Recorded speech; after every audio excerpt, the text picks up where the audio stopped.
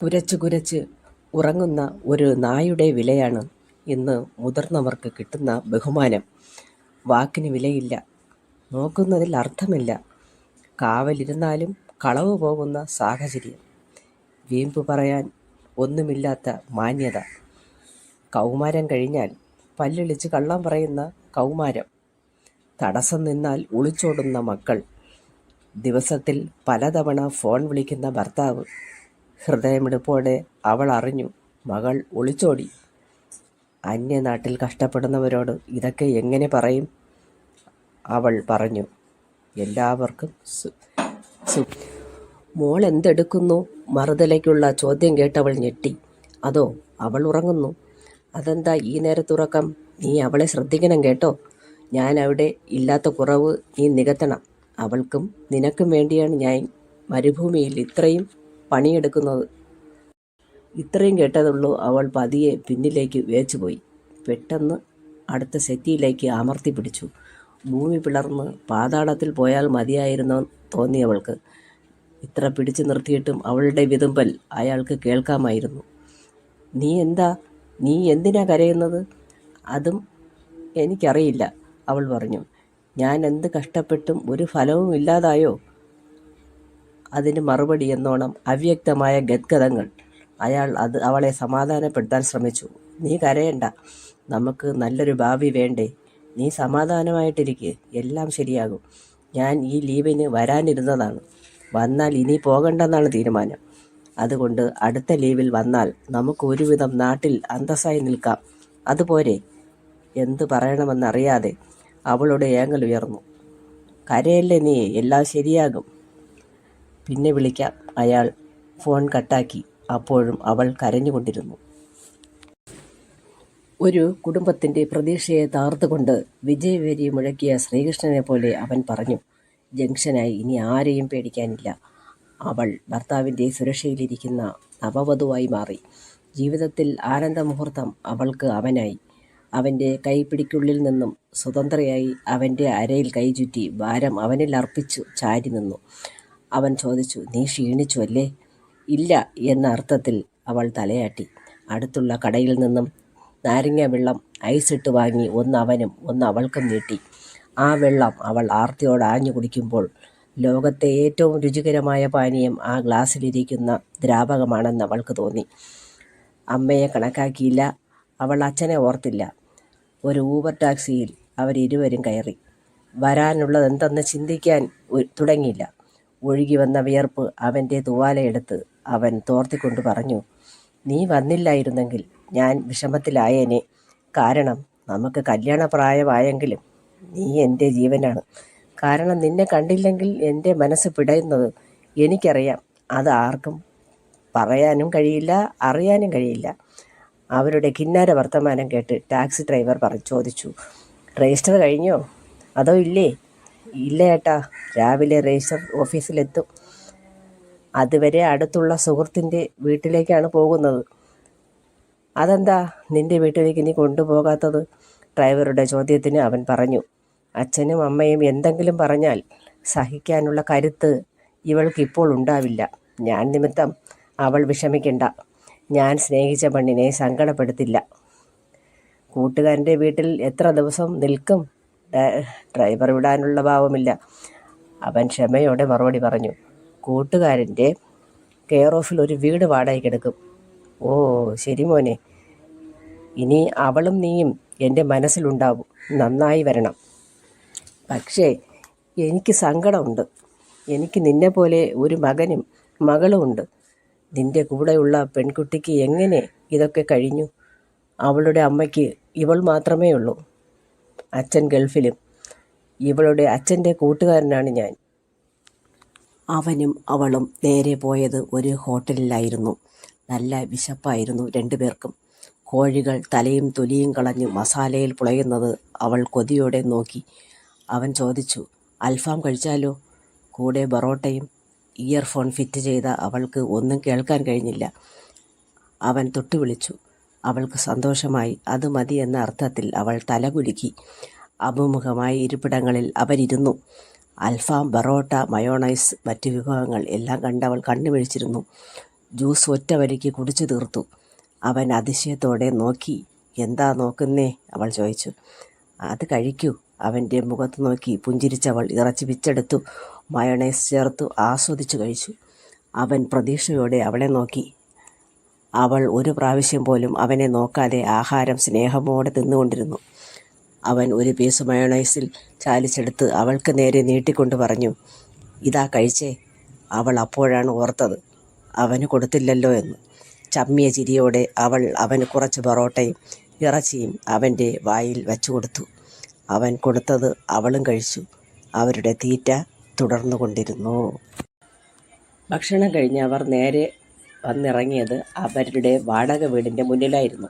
വീടിനകത്ത് കയറിയ അവൾ അതിനകത്തെ അടുക്കും ചിട്ടയും കണ്ട് ഒന്ന് അമ്പരന്നു. അവൾ ആദരവോടെ അവനെ നോക്കി. അവൾക്ക് ഇഷ്ടപ്പെടാനേ സാധ്യതയുള്ളൂ എന്ന് അവന് മനസ്സിലായി. ബെഡ്റൂമിൽ ചെന്നു. 2 സിംഗിൾ കട്ടിൽ, നടുവിലൊരു ചെറിയ ടേബിൾ, അതിലൊരു ഫ്ലവർ വൈസും ഉണ്ടായിരുന്നു. മഞ്ഞപ്പൂക്കളായിരുന്നു അതിൽ. മഞ്ഞ കളർ അവൾക്കിഷ്ടമാണ് എന്നറിഞ്ഞ് വെച്ചതാണെന്ന് അവൾ ഊഹിച്ചു. കിച്ചണിൽ ഗ്യാസ് സ്റ്റവ് കണ്ട് അവൾക്കിഷ്ടമായി. ഓൺ ചെയ്യുമ്പോൾ തന്നെ കത്തുന്നു. മൈക്രോ ഓവൻ, ഫ്രിഡ്ജ്, മിക്സി എല്ലാം യഥാസ്ഥാനത്തിരിക്കുന്നു. ഈ അഡ്ജസ്റ്റ്മെൻ്റ് എല്ലാം അനുജത്തി വിനീഷയുടെ കരവിരുതാണ്. ഓഹോ, അവൾ വിനീഷയെ വിളിച്ചു. അവൾ പറഞ്ഞു, ഞാൻ ഇവിടെ എത്തി. നീ ഒന്ന് വരാമോ? നാളെ വരേണ്ടതല്ലേ? 10 മണിക്ക് കാണാം കേട്ടോ. അവൾ ഫോൺ കട്ടാക്കി. അവൻ പറഞ്ഞു, വിനീഷ മാത്രമേ അറിഞ്ഞിട്ടുള്ളൂ. വേറെ ആരോടും ഞാൻ പറഞ്ഞിട്ടില്ല. എന്താണെന്നറിയോ? എതിർപ്പുണ്ടായിട്ടല്ല, പക്ഷേ ശ്രീധനം എന്ന വില്ലനുണ്ടാകും. അതെനിക്കിഷ്ടമില്ല. അവൻ തുടർന്നു. തന്നെ ഇഷ്ടമാണെന്നറിഞ്ഞാൽ പെണ്ണ് കാണലായി, നിശ്ചയമായി, ശ്രീധനം വാങ്ങലായി, പിന്നെ ജീവിതം ജയിലിലാകും. നിൻ്റെ അപ്പനോ പാവം വീണ്ടും 16 വർഷം ഗൾഫിൽ പോകേണ്ടി വരും. നീ വീട്ടിൽ പറഞ്ഞോ? ഞാൻ പറഞ്ഞു. എന്തു പറഞ്ഞു? അവൻ ചോദിച്ചു. എൻ്റെ കൂടെ വർക്ക് ചെയ്യുന്ന പയ്യനെ വിവാഹം ചെയ്തോട്ടെ എന്ന്. അമ്മ പറഞ്ഞു IAS-കാരനോ IPS-കാരനോ അച്ഛൻ കണ്ടുവച്ചിട്ടുണ്ടെന്ന്. എന്നിട്ടെന്താ? എന്നെ കിട്ടില്ല എന്ന് ഞാൻ പറഞ്ഞു. അത്രേ ഉള്ളോ? അല്ല, ഞാൻ രാവിലെ ഒളിച്ചോടി പോകുമെന്നും പറഞ്ഞു. നീ ഒളിച്ചോടി പോകുമെന്ന് പറഞ്ഞു? എന്തിനു പറഞ്ഞു? അമ്മ എന്തെങ്കിലും കടുംകൈ ചെയ്താലോ? എന്ത് കടുംകൈ? അവൾ നീരസത്തിൽ പറഞ്ഞു. വിഷം കഴിക്കുകയോ ഞരമ്പ് മുറിക്കുകയോ മറ്റോ ചെയ്താലോ? പൂച്ചകളും പട്ടികളും അല്ലാതെ മനുഷ്യരാരും ഇപ്പോൾ അവിടെ ഇല്ല. വിനു സാധ്യത വെളിപ്പെടുത്തി. നീ എന്നെ പേടിപ്പിച്ചാലോ? അവൻ അവളോടായി പറഞ്ഞു. ഒളിച്ചോടി തനി നിറം കാണുമെന്ന് അമ്മ പറഞ്ഞില്ലേ? ദേഷ്യപ്പെടലല്ലാതെ ഒന്നും അമ്മയ്ക്ക് ചെയ്യാനറിയില്ല. ടാക്സി വിളിക്കാൻ അവർ നിന്നില്ല. വഴിയിൽ കണ്ട ആട്ടോറിക്ഷയിൽ അവർ ഇരുവരും കയറി. ഡോർ ബെല്ലിൽ വിരലമർത്തി. എന്തോ തട്ടിമറിയുന്ന ശബ്ദം കേട്ടു. പരിഭ്രാന്തിയായി അവൾ തട്ടിക്കൊണ്ടേയിരുന്നു. ഒരു കാൽപ്പെരുമാറ്റവും കേട്ടില്ല. അവൾ ചങ്കടിപ്പോടെ ജനാല തുറന്നു നോക്കി. ഒന്നും കാണാൻ കഴിഞ്ഞില്ല. അമ്മേ, അമ്മേ, അവൾ നീട്ടി വിളിച്ചു. ചുമലിൽ തട്ടിയിട്ട് അയൽവാസി ലൗലി ചോദിച്ചു, എന്താ സുമചേച്ചിയെ നീ കണ്ടില്ലേ? ഇപ്പോൾ അങ്ങോട്ട് പോയിട്ടേ ഉള്ളൂ. നിനക്ക് കപ്പയും മീനും വേണമെന്ന് പറഞ്ഞിട്ട് പോയി എന്ന് പറഞ്ഞു. അത് കേട്ടപ്പോഴാണ് ശ്വാസം നേരെ വീണത്. നീ കണ്ടായിരുന്നോ ചേച്ചി? അവൾ ലൗലിയുടെ കുശലം ചോദിച്ചു. എക്സ്ട്രാ താക്കോലെടുത്ത് വാതിൽ തുറന്നു. ലിവിംഗ് റൂമിലിരിക്കുമ്പോൾ അവൾക്കൊന്നുറപ്പായി. ദൈവമാണ് ഈ സമാധാനം അന്തരീക്ഷം ഇപ്പോൾ തന്നതെന്ന്. അമ്മയോട് ഇനി ഒരു വാഗ്വാദത്തിനും നിൽക്കില്ല എന്ന് ഉറപ്പിച്ചു. അമ്മയെ കാണാൻ കണ്ണു കൊതിച്ചു. അവൾ അമ്മയെ വിളിച്ചറിയിച്ചു. ഞാൻ വീട്ടിലുണ്ടമ്മേ, വേഗം ഒന്ന് വരാൻ അവൾ പറഞ്ഞു. ഇതാ വരുന്നു, അമ്മയുടെ പതിഞ്ഞ സ്വരം. മുറ്റത്ത് കാർ വന്നു നിന്നു. അതിൽ നിന്നും അമ്മയുടെ കൂട്ടുകാരി ഡോക്ടർ റീത്ത അമ്മ ഇറങ്ങി വന്നു. ഒപ്പം അമ്മയും. എന്താ അമ്മേ? അമ്മയുടെ കൈത്തണ്ടയിൽ അവൾ പിടുത്തമിട്ടു. കൈ മടക്കിന് താഴെ ഒരു പ്ലാസ്റ്റർ. Oh my god! കൈനരമ്പ് മുറിച്ചമ്മ. അമ്മേ! അവൾ ഞെട്ടലോടെ അമ്മയെ നോക്കി. മോളെ, ഒരു സെർവൻറ്റിനെ നിർത്തണം.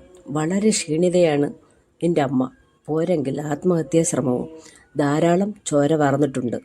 മകൻ്റെ എൻഗേജ്മെൻറ്റിന് നിങ്ങളെ 2 വിളിക്കാൻ വന്നതാ, അല്ലെങ്കിൽ കാണാമായിരുന്നു.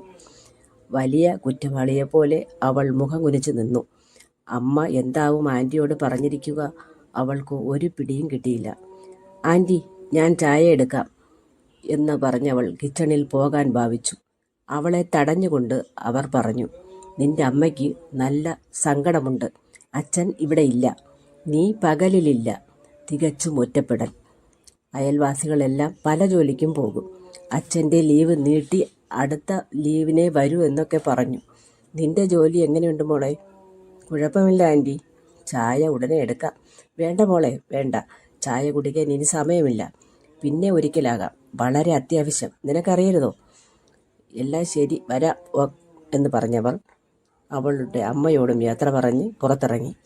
അവളും പിന്നാലെ ഗേറ്റ് വരെ അനുഗമിച്ചു. ഓക്കെ മോളെ, നീ അമ്മയോട് അടുത്ത് പോകൂ. അവൾ ഗേറ്റടച്ച് അമ്മയുടെ അരികിലെത്തി. അമ്മ കട്ടിലിൽ നിവർന്നു കിടക്കുന്നു. അരവരെ ബെഡ്ഷീറ്റ് പുതച്ചിരിക്കുന്നു. അമ്മ കിടക്കുന്നത് ഒരിക്കലും അവൾ കണ്ടിരുന്നില്ല. ഓടി നടന്ന് ഓരോരോ ജോലികളായിരിക്കും. ഉറങ്ങുന്നതും ഉണരുന്നതും എപ്പോഴെന്ന് അറിയില്ല. ഈ അമ്മയെ ആത്മഹത്യ ചെയ്യാൻ കാരണം താനാണല്ലോ എന്നോർത്തവൾ വിങ്ങി. എൻ്റെ മനസ്സൊന്നു മാറിയപ്പോൾ എന്തൊക്കെ സംഭവിച്ചു. എനിക്ക് അമ്മയല്ലേ വലുത്. ആരും എനിക്ക് അമ്മയോളം വരില്ല. ആരെയും കണക്കിലെടുത്ത് എൻ്റെ ഈ പൊന്നമ്മയെ നഷ്ടപ്പെടുത്തില്ല. എനിക്ക് ഒന്നും വേണ്ട. അവൾ ചായ ആറ്റിയെടുത്തു. അമ്മയുടെ സമീപമെത്തി. ചായ കുടിക്കമ്മേ, പാകത്തിന് ചൂടുണ്ട്. അമ്മ പുഞ്ചിരിയോടെ എഴുന്നേറ്റിരുന്നു. ഒരു പൂച്ചക്കുട്ടിയെപ്പോലെ അമ്മയുടെ മടിയിൽ അവൾ തല ചായ്ച്ചു. അപ്പോൾ അവളുടെ മൊബൈൽ റിംഗ് ചെയ്തു. അത് വിനീഷയായിരുന്നു. അവൾ ഫോൺ കട്ട് ചെയ്തു. വീണ്ടും ഫോൺ റിംഗ് ചെയ്തുകൊണ്ടിരുന്നു. വിനു ഒരു നല്ല പ്രാസംഗികനായിരുന്നു. അവൾ അത് ഓർത്തു. സ്ത്രീധന സമ്പ്രദായം നിർത്തലാക്കാൻ ഒരാൾ വിചാരിച്ചാൽ നിർത്തലാക്കാൻ സാധിക്കില്ല. നമ്മളെപ്പോലുള്ള ചെറുപ്പക്കാർ ദൃഢപ്രതിജ്ഞയെടുക്കണം.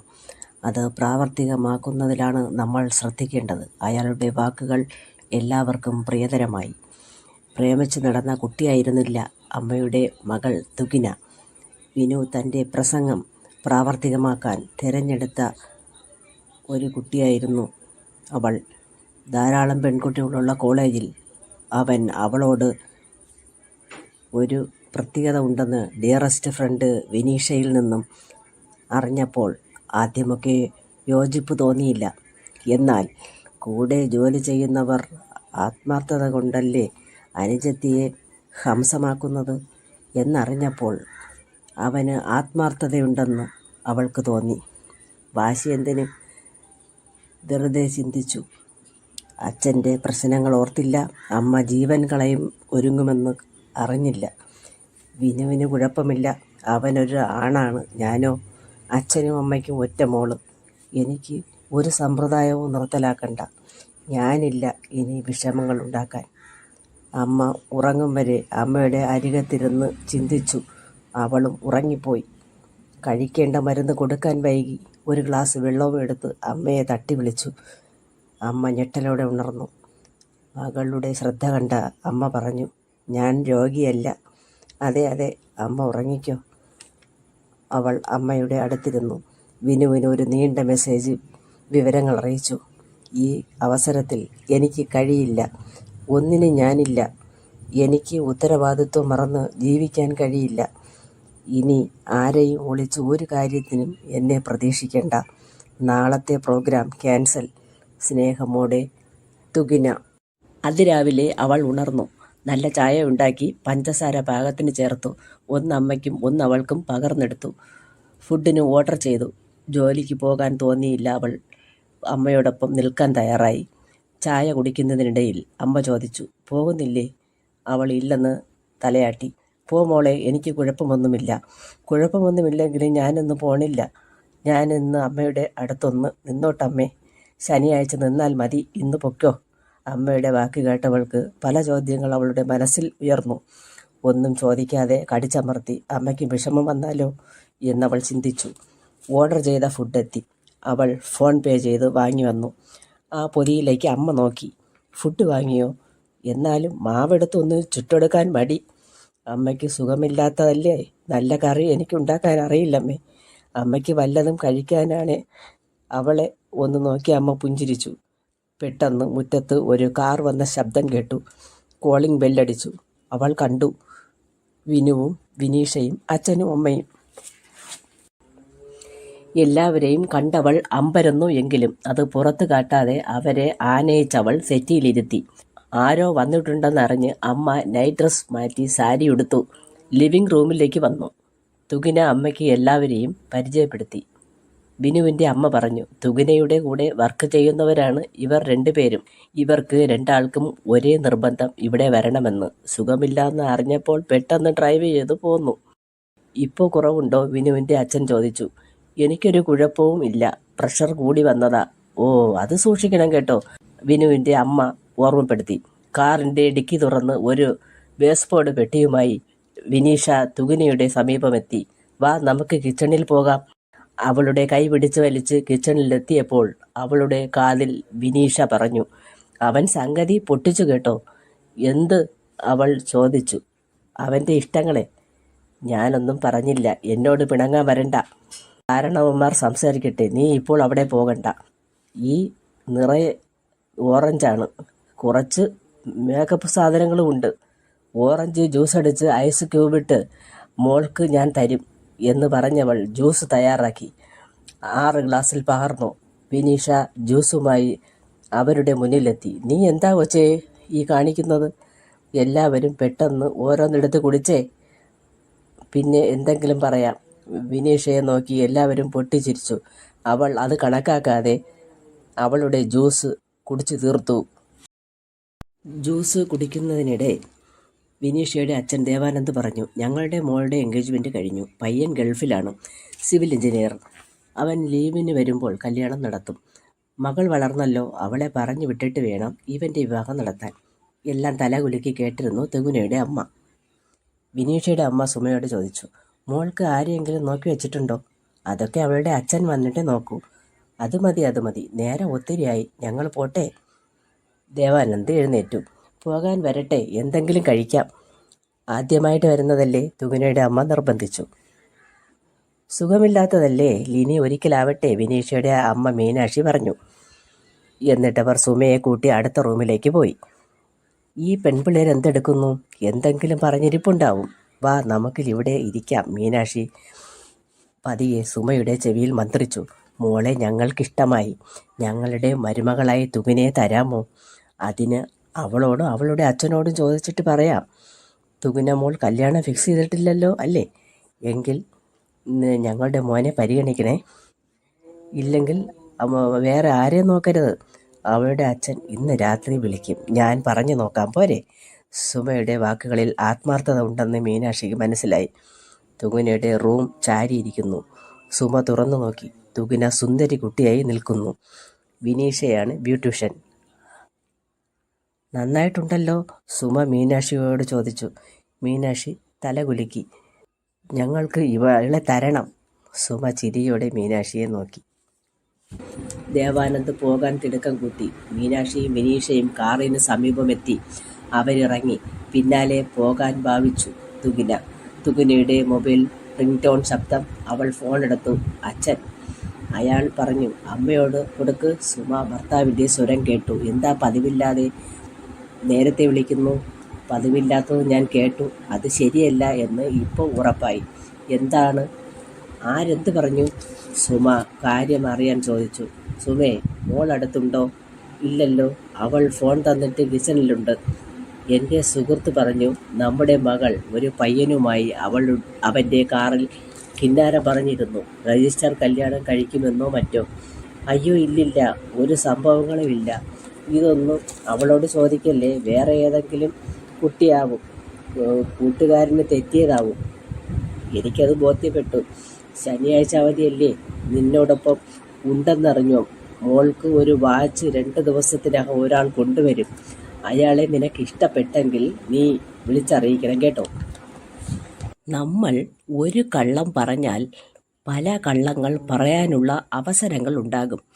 ആരോടും കള്ളം പറയരുതെന്ന് എല്ലാവർക്കും പറയാം. എന്നാൽ വേണ്ടപ്പെട്ടവരുടെ പ്രതീക്ഷ തകർക്കുന്ന സത്യങ്ങൾ ഒരിക്കലും പറയാൻ സാധിക്കുകയില്ല. പ്രത്യേകിച്ച് അന്യരാജ്യത്തിരിക്കുന്ന ഒരച്ഛനോട് നടന്ന സത്യങ്ങൾ പറയാതിരിക്കുന്നതാണ് നല്ലത് എന്ന് സുമ തീരുമാനിച്ചു. തുകിന അമ്മയെ നോക്കി. അമ്മ വളരെ വിഷമാവസ്ഥയിലാണെന്ന് അവൾക്ക് മനസ്സിലായി. അവൾ അമ്മയോട് പറഞ്ഞു, അമ്മേ, നമുക്ക് വൈകുന്നേരം അമ്പലത്തിൽ പോയാലോ? പോകാം, ഇന്ന് എനിക്കത്ര സുഖമില്ല. നീ പോയിട്ട് വാ മോളെ, അമ്മ ഇവിടെ ഇരിക്കാം. അമ്മ വരുന്നില്ലേ ഞാനും പോണില്ല. അമ്മയോടൊപ്പം പോയാൽ എനിക്ക് നന്നായി പ്രാർത്ഥിക്കാൻ പറ്റൂ. സുമ മകളെ നോക്കി. അവൾ പതിവിലേറെ വളർന്നതായി സുമയ്ക്ക് തോന്നി. അവർ പറഞ്ഞു, ശരി ശരി, നീ ആ സാരി മാറ്റി വേറെ ഡ്രസ്സിട്ട് പെട്ടെന്ന് കിച്ചണിലേക്ക് വാ. കുറച്ച് പാചകം അമ്മ പഠിപ്പിക്കാം. എനിക്ക് പാചകം പഠിക്കണ്ടമ്മേ, നമുക്ക് പാചകം പഠിക്കാം. നീ കുട്ടികളിയൊക്കെ മാറ്റിക്കോ. അച്ഛൻ ഇവിടെ ഒരാളെ വാച്ചുമായി പറഞ്ഞു വിട്ടിട്ടുണ്ട്. അയാൾ ശനിയാഴ്ച വരും. ഇഷ്ടപ്പെട്ടെങ്കിൽ പറയണമെന്ന അർത്ഥം മനസ്സിലായോ? അച്ഛൻ കണ്ടുപിടിച്ച പയ്യനാണെന്നാണ് എനിക്ക് തോന്നുന്നത്. നിനക്കോ? അറിയില്ലമ്മേ. അറിയില്ല, കണ്ടില്ല, കേട്ടില്ല എന്ന് പറഞ്ഞാൽ മതി. ചില മക്കൾക്ക് അമ്മമാരെ തീ തീറ്റിക്കുന്നത് മക്കളാണ്, ഭസ്മമാക്കുന്നത് ചില ഭർത്താവും. എന്നെപ്പോലുള്ള അമ്മമാരുടെ അവസ്ഥയാണ് ഞാൻ പറഞ്ഞത്. പിന്നെ നിന്റെ കൂട്ടുകാരത്തിയുടെ അമ്മ പറഞ്ഞ ഒരു കാര്യവും അച്ഛനോട് ചോദിച്ചില്ല മോളെ. എന്നെ കൊണ്ടായില്ല ചോദിക്കാൻ. അതാണ് സത്യം. എൻ്റെ ആത്മഹത്യാശ്രമവും നീ ഒളിച്ചോടും എന്ന് പറഞ്ഞതും എനിക്ക് പറയാൻ കഴിയോ? അമ്മേ, ഞാൻ ഒളിച്ചോടി പോയതല്ല. സ്ത്രീധന സമ്പ്രദായം നിർത്തലാക്കാൻ ഞങ്ങൾ കുറേ പേര് പ്രതിജ്ഞ ചെയ്തിരുന്നു. ഞാൻ മണ്ടത്തരം പറയുമെന്ന് അമ്മയ്ക്ക് അറിയില്ലേ? പ്രസ്ഥാനത്തിൽ പേര് കിട്ടുന്നത് നല്ലതല്ലേ മോളെ? വിനീഷയാണ് നിർബന്ധിച്ചതെന്നോ? അതെ, വിനീഷയാണ് നിർബന്ധിച്ചത്. ഏത്, മീനാക്ഷിയുടെ മകളോ? അവളുടെ സഹോദരനെ നിന്നെ കെട്ടിക്കണമെന്ന് മീനാക്ഷി എന്നോട് പറഞ്ഞിട്ടുണ്ട്. ഞാൻ പെട്ടെന്ന് തീരുമാനം എടുക്കാറില്ല. ഞാൻ പറഞ്ഞു നിന്റെ അച്ഛനോട് ചോദിച്ചിട്ട് പറയാമെന്ന്. അതുപോലെ നീ എന്താ ഒളിച്ചോട്ടോ സ്ത്രീധന സമ്പ്രദായമോ എന്നോട് പറഞ്ഞുകൂടായിരുന്നോ? സത്യം പറ മോളെ, നിനക്ക് ആരോടെങ്കിലും പ്രേമമുണ്ടോ? ഒരാളെ പ്രേമിച്ച് മറ്റൊരാളെ വിവാഹം കഴിക്കേണ്ട സാഹചര്യം ആർക്കും ഉണ്ടാവരുത്. അങ്ങനെ ഉണ്ടായാൽ ആ ജീവിതം ഒരിക്കലും ഗതി പിടിക്കില്ല. കാരണം പ്രേമിച്ച ആളിൻ്റെ കൂടെ മനസമാധാനവും നഷ്ടപ്പെടും.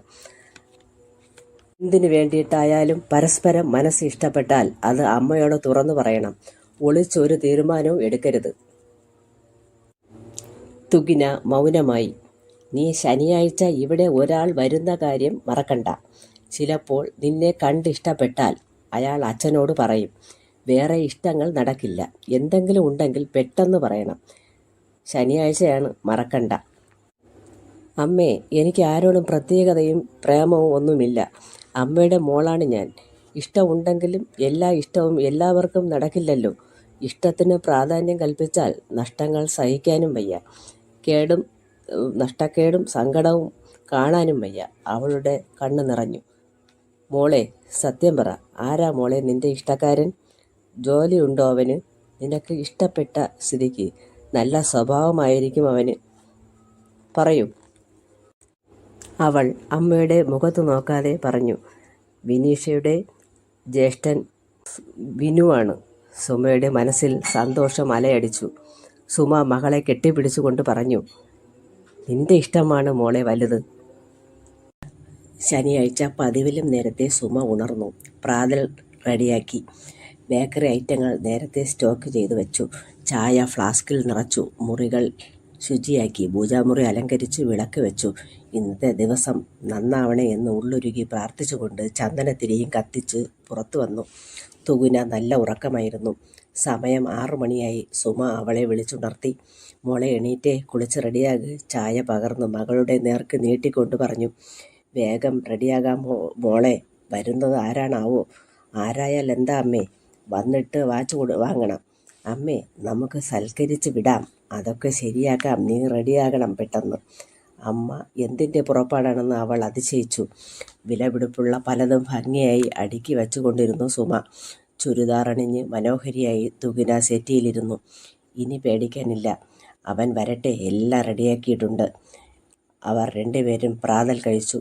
കോമഡി സിനിമ കണ്ട് രണ്ടുപേരും പൊട്ടിച്ചിരിച്ചു കൊണ്ടിരുന്നു. മുറ്റത്ത് ഒരു ചുവന്ന ഓടി കാർ വന്നു നിന്നു.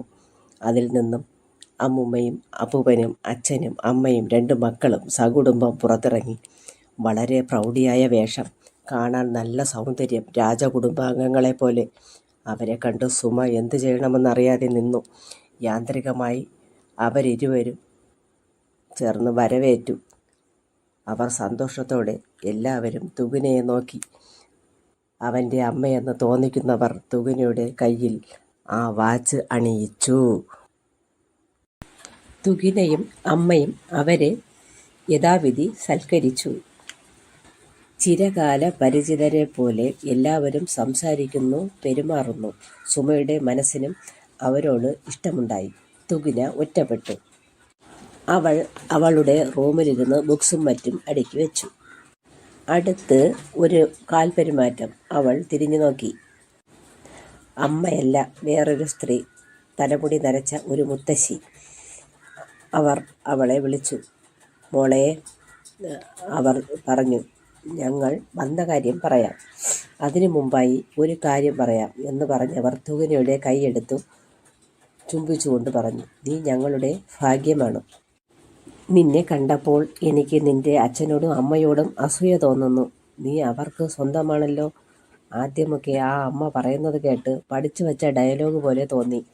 അവരുടെ കണ്ണ് നിറയുന്നത് കണ്ടപ്പോൾ ഞെട്ടലോടെ അമ്മയെ അവൾ തിരഞ്ഞു. അമ്മയെ അവിടെ എങ്ങും കണ്ടില്ല.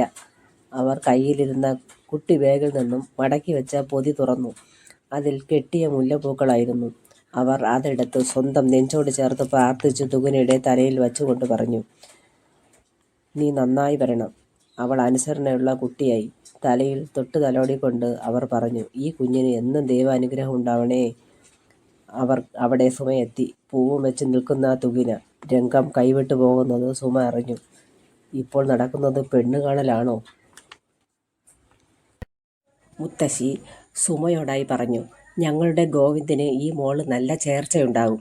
കാണാൻ നല്ല ചേലാണ്, നല്ല വിനയമുണ്ട്, സ്നേഹഭാവമുണ്ട്, കണ്ണിൽ ദയയുണ്ട്. അവന് വേണ്ടി എത്ര സ്ഥലങ്ങളിൽ പോയതാണെന്നറിയോ? എനിക്ക് ഒന്നിനെയും ഇഷ്ടപ്പെട്ടില്ല, മുത്തശ്ശി പറഞ്ഞു.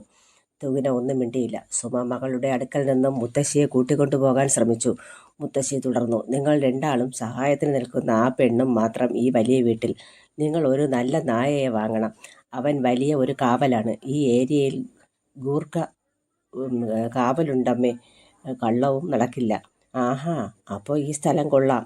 നിനക്ക് തപസ്വിനി ശാരദയുടെ കണ്ണുകളാണ് നിനക്ക്. നീ പ്രാർത്ഥിച്ചാൽ എല്ലാം നടക്കും മോളെ. നല്ല കാര്യങ്ങളെല്ലാം നടക്കും. ഇവരെന്താണ് ഈ ആൾ ദൈവത്തെ പോലെ സംസാരിക്കുന്നതെന്ന് തുകിനയ്ക്ക് തോന്നി. മുത്തശ്ശിയെ കൂട്ടിക്കൊണ്ട് സുമ കിച്ചണിലേക്ക് പോയി. അവർ സുമയോട് ആവശ്യപ്പെട്ടു, മോള് കുറച്ച് ആഹാരം തരണം. സന്തോഷത്തോടെ സുമ തീന്മേശയിൽ ഇഡലിയും ഇരുന്ന കാസ്ട്രോൾ തുറന്നു. മറ്റൊരു ഭംഗിയുള്ള തൂക്കിൽ ചമ്മന്തി, ചട്നി, സാമ്പാർ എല്ലാം കണ്ട്, ഇതെല്ലാം എനിക്ക് കൊതിയാവുന്നു മോളെ, നീ എടുത്തു തരൂ, അതാണ് എനിക്കിഷ്ടം. സുമ 2 എണ്ണം പ്ലേറ്റിലെടുത്തു.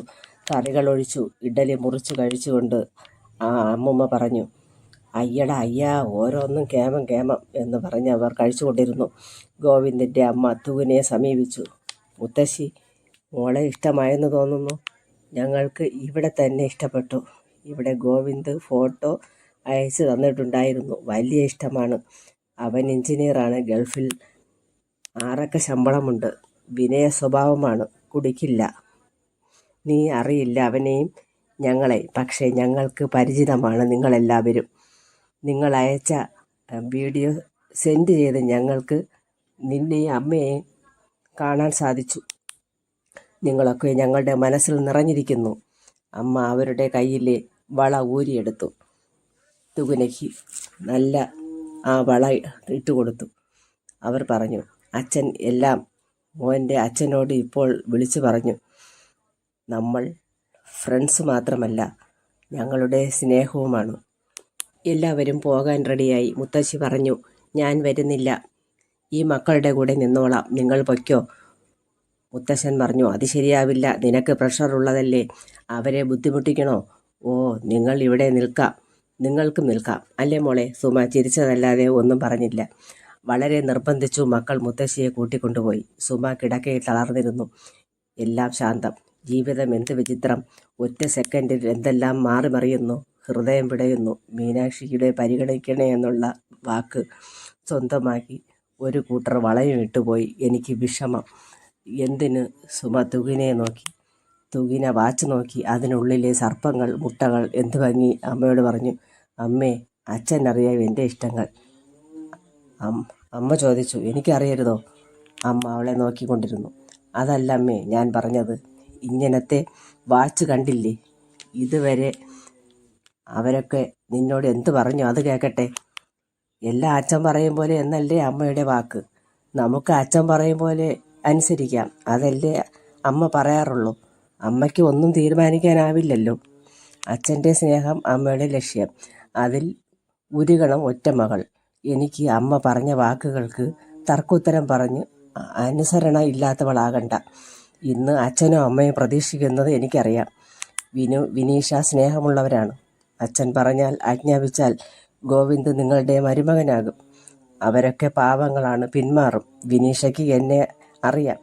എൻ്റെ സാഹചര്യം ഞാൻ നോക്കണ്ടമ്മേ. മകളുടെ പക്വത കണ്ട് സുമ അമ്പരന്നു. നമ്മൾ എന്നും സ്നേഹത്തിന് അടിമയായി പോകും. അതാരുടെയും കുറ്റമല്ല. സ്നേഹം വെള്ളം പോലെയാണ്, സമ്പത്ത് തീ പോലെയും. ഇപ്പോൾ ഇവിടെ വന്നു പോയവർ സമ്പത്തുള്ളവരാണ്. സമ്പത്തുള്ളവർക്ക് സ്നേഹം കുറവാണെന്ന് ചൊല്ല്. എന്നാൽ ഇവർ സ്നേഹമുള്ളവരാണ്. അഭിനയിക്കുന്നവരാണോ എന്നറിയാൻ കഴിയുന്നില്ലല്ലോ. അമ്മേ, അഭിനയമാണ് പിന്നീട് യാഥാർത്ഥ്യമാകുന്നത്. ആദ്യം അഭിനയിക്കട്ടെ, പിന്നെ യാഥാർത്ഥ്യമായിക്കോളും. നിനക്ക് ഈ അറിവുകൾ എവിടെ നിന്ന് കിട്ടി? അനുഭവമാണമ്മേ അറിവ് പകരുന്നത്. തുകിന പറയുമ്പോൾ സുമയുടെ മനസ്സിൽ മകൾ അറിവിൻ്റെ പർവ്വതമായി മാറി. മകളോട് സുമ ചോദിച്ചു, മോളെ, ഞാൻ വളരെ വിഷമഘട്ടത്തിലാണ്. നിന്റെ സ്നേഹം വിനീഷയുടെ ജ്യേഷ്ഠനോടാണെന്ന് നീ എന്നോട് പറഞ്ഞിട്ടുണ്ട്. അച്ഛന് വേണ്ടി അത് ഉപേക്ഷിച്ചാൽ നിനക്ക് സമാധാനമായി ജീവിക്കാനാകുമോ? അമ്മേ, നമ്മൾ ഉപേക്ഷകൾ ശീലിക്കണം. ശീലമുണ്ടാകുന്നത് ഓരോന്നായി പ്രവൃത്തിയിൽ കൊണ്ടുവരുമ്പോഴാണ്. അമ്മയ്ക്ക് വിഷമങ്ങളുടെ ഒരു പരമ്പര തന്നെ മനസ്സിലില്ലേ? ഓരോ കാര്യവും സ്വന്തം അഭിപ്രായം ഇല്ലാതായതെങ്ങനെ? നല്ലവരെന്ന് തോന്നുന്നത് അനുസരിക്കുമ്പോഴാണ്. അച്ഛനെ അനുസരിക്കുന്നു അമ്മ, നല്ല ഭാര്യ. മകൾ അനുസരിക്കുന്നു, നല്ല മകൾ. അനുസരണയാണ് കുടുംബത്തിന് ആവശ്യം. ഒരാൾ ചിന്തിക്കുക, എല്ലാവരും അനുസരിക്കുക. വിഭിന്നത ഭിന്നിപ്പുണ്ടാക്കും. അച്ഛൻ പിണങ്ങിയാൽ ആലോചിക്കാനാകുമോ? നമുക്ക് അച്ഛൻ മാത്രമല്ലേ ഉള്ളൂ. എല്ലാ തീരുമാനവും അച്ഛന് മാത്രമുള്ളതാണ്. അമ്മയാണ് എൻ്റെ മുന്നിലെ ശരി. തുകിന അമ്മയെ ആശ്വാസപ്പെടുത്തി. മോളെ, നീ ഈ പറയുന്നത് ഉറച്ച തീരുമാനമാണോ? അതെ അമ്മേ. അവളുടെ നിറഞ്ഞ കണ്ണുകൾ അറിയാതെ തുളുമ്പി. Door bell ശബ്ദിച്ചു. ഡോർ തുറന്നു നോക്കി. വാതിൽക്കൽ രഘു അമ്മാവൻ. അമ്മാവൻ രോഷം കൊണ്ട് തുടുത്തു. അയാൾ തുകിനയോട് ചോദിച്ചു, ഏതവനടി നിന്റെ കൂടെ ഹോട്ടലിൽ ഉണ്ടായിരുന്നത്? എന്ത് ഭാവിച്ചിട്ടാ? അയാൾ ഉച്ചത്തിൽ കയർത്ത് സംസാരിച്ചു. എൻ്റെ കൂടെ ജോലി ചെയ്യുന്ന ആളാണ്. അങ്ങനെ എനിക്ക് തോന്നിയില്ലെങ്കിലോ? ഞാനേ പൊട്ടനല്ല കേട്ടോ. നീയും അവനും വലിയ ലോഹ്യക്കാരല്ലേ. നിന്റെ അച്ഛൻ മരുഭൂമിയിൽ അടിമ കിടക്കുന്നത് എന്തിനെന്നറിയോ? നിനക്ക് വേണ്ടിയാണ്. തുകിന ഒന്നും മിണ്ടിയില്ല. അയാൾ അനുജത്തി സുമയോട് പറഞ്ഞു, ഇവൾക്ക് ജോലി ഉണ്ടെങ്കിലും നീ ഒന്ന് സൂക്ഷിച്ചോ. ഇവൾ അവനോടൊപ്പം ഒളിച്ചോടും. നമുക്കൊക്കെ നാണക്കേടുണ്ടാക്കും. ഇല്ല ഏട്ടാ, അവൾ അങ്ങനെയല്ല. അവളെ അങ്ങനെ സങ്കടപ്പെടുത്തരുത്. വളർന്ന കുട്ടികളല്ലേ, അവർക്ക് അറിയാമല്ലോ. രഘുവേട്ടന് വഴക്ക് പറയാൻ പാടില്ല. അവർ ഫ്രണ്ട്സാണ്. കല്യാണം അടുക്കുമ്പോൾ നമ്മൾ മാനം കെടുത്തി അവനുമായി ഓടിയാൽ നീ എന്ത് ചെയ്യും? അതിന് ഉത്തരം പറഞ്ഞത് തുകിനയായിരുന്നു. അച്ഛനോട് ഞാൻ പറഞ്ഞോളാം. അപ്പോൾ ഞാനൊന്നും പറയണ്ട എന്നല്ലേടി നീ പറഞ്ഞതിനർത്ഥം? അയാൾ തുകിനയുടെ നേർക്ക് കൈ ഉയർത്തി. സുമ ആ കൈ തടുത്തു നിർത്തി. തുകിന പറഞ്ഞു, അമ്മാവനെ അടിക്കട്ടെ. അതിനു മുൻപായി ഞാനൊന്ന് പറയാം. എത്ര വീമ്പിളക്കിയാലും നിങ്ങളുടെ മകളെപ്പോലെ നിങ്ങൾ എന്നെ കാണണ്ട. എന്നെ തിരുത്താൻ വരികയും വേണ്ട. നിങ്ങൾ അമ്മയോടുള്ള സ്നേഹം കൊണ്ടല്ല വന്നതെന്ന് എനിക്കറിയാം. അമ്മയെ സങ്കടപ്പെടുത്താനല്ലേ വന്നത്. അച്ഛന് പണം ഉണ്ടായപ്പോഴല്ലേ അമ്മയോട് സ്നേഹം വന്നുള്ളൂ. എനിക്ക് 23 വയസ്സായി. എന്തെല്ലാം നല്ല കാര്യങ്ങളുണ്ടായി. നിങ്ങൾ വന്നില്ലല്ലോ. സുമ പറഞ്ഞു. രഘുവേട്ട, വേണ്ട, ഒന്നും പറയണ്ട. അവൾ പാവമാണ്. ഇനി ഒരു വഴക്കും വേണ്ട. കയറി വന്ന ഉടൻ വഴക്ക് തുടങ്ങിയാലോ? ചായ എടുക്കട്ടെ? നിന്റെ മോള് ശരിയല്ല. നീ ദുഃഖിക്കും സുമേ. ഇവളുടെ നാക്ക് കണ്ടില്ലേ? ഞാനിവിടെ വരണ്ടായിരുന്നു. ഒന്നും വേണ്ട. നീട്ടിയ ചായ വാങ്ങാതെ തുകിനയെ രൂക്ഷമായി നോക്കിക്കൊണ്ടയാൾ പുറത്തേക്ക് നടന്നു. തുകിന കുളിച്ച് ഡ്രസ്സ് ചെയ്തു. ബാഗെടുത്ത് തോളിലിട്ടു. കറുത്ത ജീൻസും ഇളം നീല ഫുൾ സ്ലീവ് ബനിയനും ധരിച്ചു. ബൈക്ക് സ്റ്റാർട്ടാക്കാൻ തുടങ്ങിയതും അമ്മ ഓടിയെത്തി. മോളെ, നീ ഒന്നും കഴിച്ചില്ലല്ലോ. അത് ഇപ്പം വേണ്ടമ്മേ, സമയമില്ല. ചോറെടുത്തിട്ടുണ്ട്. കുറച്ച് കഴിഞ്ഞ് അതെടുത്ത് കഴിക്കാം. അമ്മ പിള്ളേരെ പോലെ ഓടാതെ ലത ചേച്ചിയെ ഓടിച്ചാൽ പോരെ? തുകിനയുടെ വാക്ക് കേട്ട് ലത ഓടി വന്നു. എന്താ മോളെ? അവൾ തുകിനയോട് ചോദിച്ചു. ചേച്ചി, അമ്മയെ നോക്കിക്കൊള്ളണേ. ഓ, ഞാൻ മരുന്നെടുത്ത് സമയത്തിന് കൊടുത്തോളാം മോളെ. ഓക്കെ, വൈകിട്ട് കാണാം. അമ്മേ ചേച്ചി. അവൾ ഹെൽമെറ്റ് ധരിച്ചു ബൈക്ക് ഓടിച്ചു പോയി. അവൾ മറയുവോളം രണ്ടാളും നോക്കി നിന്നു. വാ ചേച്ചി, നമുക്ക് പോകാം. ലത സുമയെ വിളിച്ചു. പ്രഷറിൻ്റെ ഗുളികയും വെള്ളവും അവൾ എടുത്തു കൊണ്ടുവന്നു. മോള് പോയല്ലോ, ഈ ഗുളിക കഴിക്ക് ചേച്ചി. അവൾ നീട്ടിയ വെള്ളം വാങ്ങി കൊണ്ട് സുമ ചോദിച്ചു. നിനക്ക് എന്തെങ്കിലും കഴിക്കണ്ടേ? പിന്നെ കഴിക്കാം. മോളും സമാധാനമില്ലാതെയാണ് ജോലിക്ക് പോയിരിക്കുന്നത്. പാവം ചേച്ചി, അവളെ ഇപ്പം കെട്ടിച്ച് വിടരുത്, ലത പറഞ്ഞു. എനിക്ക് അനുഭവമുള്ളത് കൊണ്ടാണ് ഞാൻ പറയുന്നത്. 5 വയസ്സായ കൊച്ചിന് വേണ്ടി ഞാൻ കഷ്ടപ്പെടുന്ന കാര്യം എനിക്കറിയാം. അമ്മയ്ക്ക് സുഖക്കേടില്ലാത്തത് കൊണ്ട് കൊള്ളാം. എനിക്കൊന്നും അറിയണ്ട. കൊച്ചിൻ്റെ അച്ഛന് എന്താണ് ജോലി? കൂലിവേല. നിന്നെ കണ്ടാൽ ആരും പറയില്ല കെട്ടിച്ചതാണെന്ന്. അതിന് 18 തികഞ്ഞപ്പം കെട്ടിച്ചു വിട്ടു. ഇപ്പം 26 വയസ്സ് നടക്കണം. മോളെ, ഞാനൊന്ന് കിടക്കട്ടെ, നീയും പോയി വിശ്രമിക്ക് എന്നും പറഞ്ഞ് സുമ മകളെക്കുറിച്ച് ആലോചിച്ചു. സുമയുടെ കണ്ണ് നിറഞ്ഞൊഴുകി. എൻ്റെ മകൾ വളരെ വിഷമിക്കുന്നുണ്ട്. അവൾക്ക് സന്തോഷമായ ഒരു ജീവിതം കിട്ടണേ ദൈവമേ. സുമ നന്നായി പ്രാർത്ഥിച്ചുകൊണ്ട് ഉറക്കമായി. തുകിന ഓഫീസിലെത്തി. എല്ലാവരും വന്നെത്തിയിട്ടില്ല. അവൾ അവളുടെ ക്യാബിനിൽ കയറി ബാഗ് യഥാസ്ഥാനത്ത് വെച്ചു. തണുപ്പ് കൂടുതലായത് കാരണം ഓവർകോട്ട് അണിഞ്ഞു. കമ്പ്യൂട്ടർ ഓൺ ചെയ്തു. പെട്ടെന്ന് വിനീഷ തുകിനയെ കാണാനെത്തി.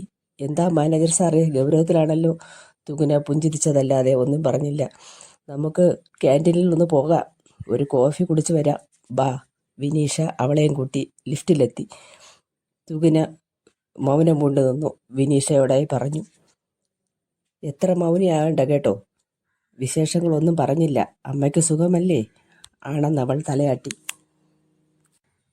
2 കോഫിക്ക് ഓർഡർ ചെയ്തവർ അഭിമുഖമായിരുന്നു. എന്താടി, എന്തുണ്ടായി? വിനീഷയുടെ ജിജ്ഞാസ വർദ്ധിച്ചു. തുകിന പറഞ്ഞു. ഓരോ ദിവസവും ഓരോ പ്രോബ്ലങ്ങളാണ്. അവൾ ഓരോ വിശേഷങ്ങളും പറഞ്ഞുകൊണ്ടിരുന്നു. അവളുടെ ധർമ്മസങ്കടം കണ്ടവൾ തുകിനയെ ആശ്വാസപ്പെടുത്തി. എൻ്റെ ചേട്ടൻ്റെ എടുത്തുചാട്ടമാണ് ഇതെല്ലാം വരുത്തി വെച്ചത്. ഞാൻ പറഞ്ഞതാണ് ജീവിതം വെച്ചാണോ കളിക്കുന്നത് എന്ന്. നല്ല സ്ത്രീധന വിരോധികൾ. ഇപ്പോൾ അമ്മാവിൻ്റെ മുന്നിൽ നിനക്ക് സങ്കടപ്പെടേണ്ടി വന്നില്ലേ? കോഫി കുടിച്ചു തീർത്ത് രണ്ടാളും പുറത്തിറങ്ങി. വിനീഷയെയും തുകിനയും കണ്ടു. അവൻ ചോദിച്ചു. എന്താ, ഫോൺ വിളിച്ചാലും റെസ്പോൺസ് ഇല്ല, കണ്ടാൽ ഒരു മൈൻഡുമില്ല. നീ പോരെടുത്തോടി.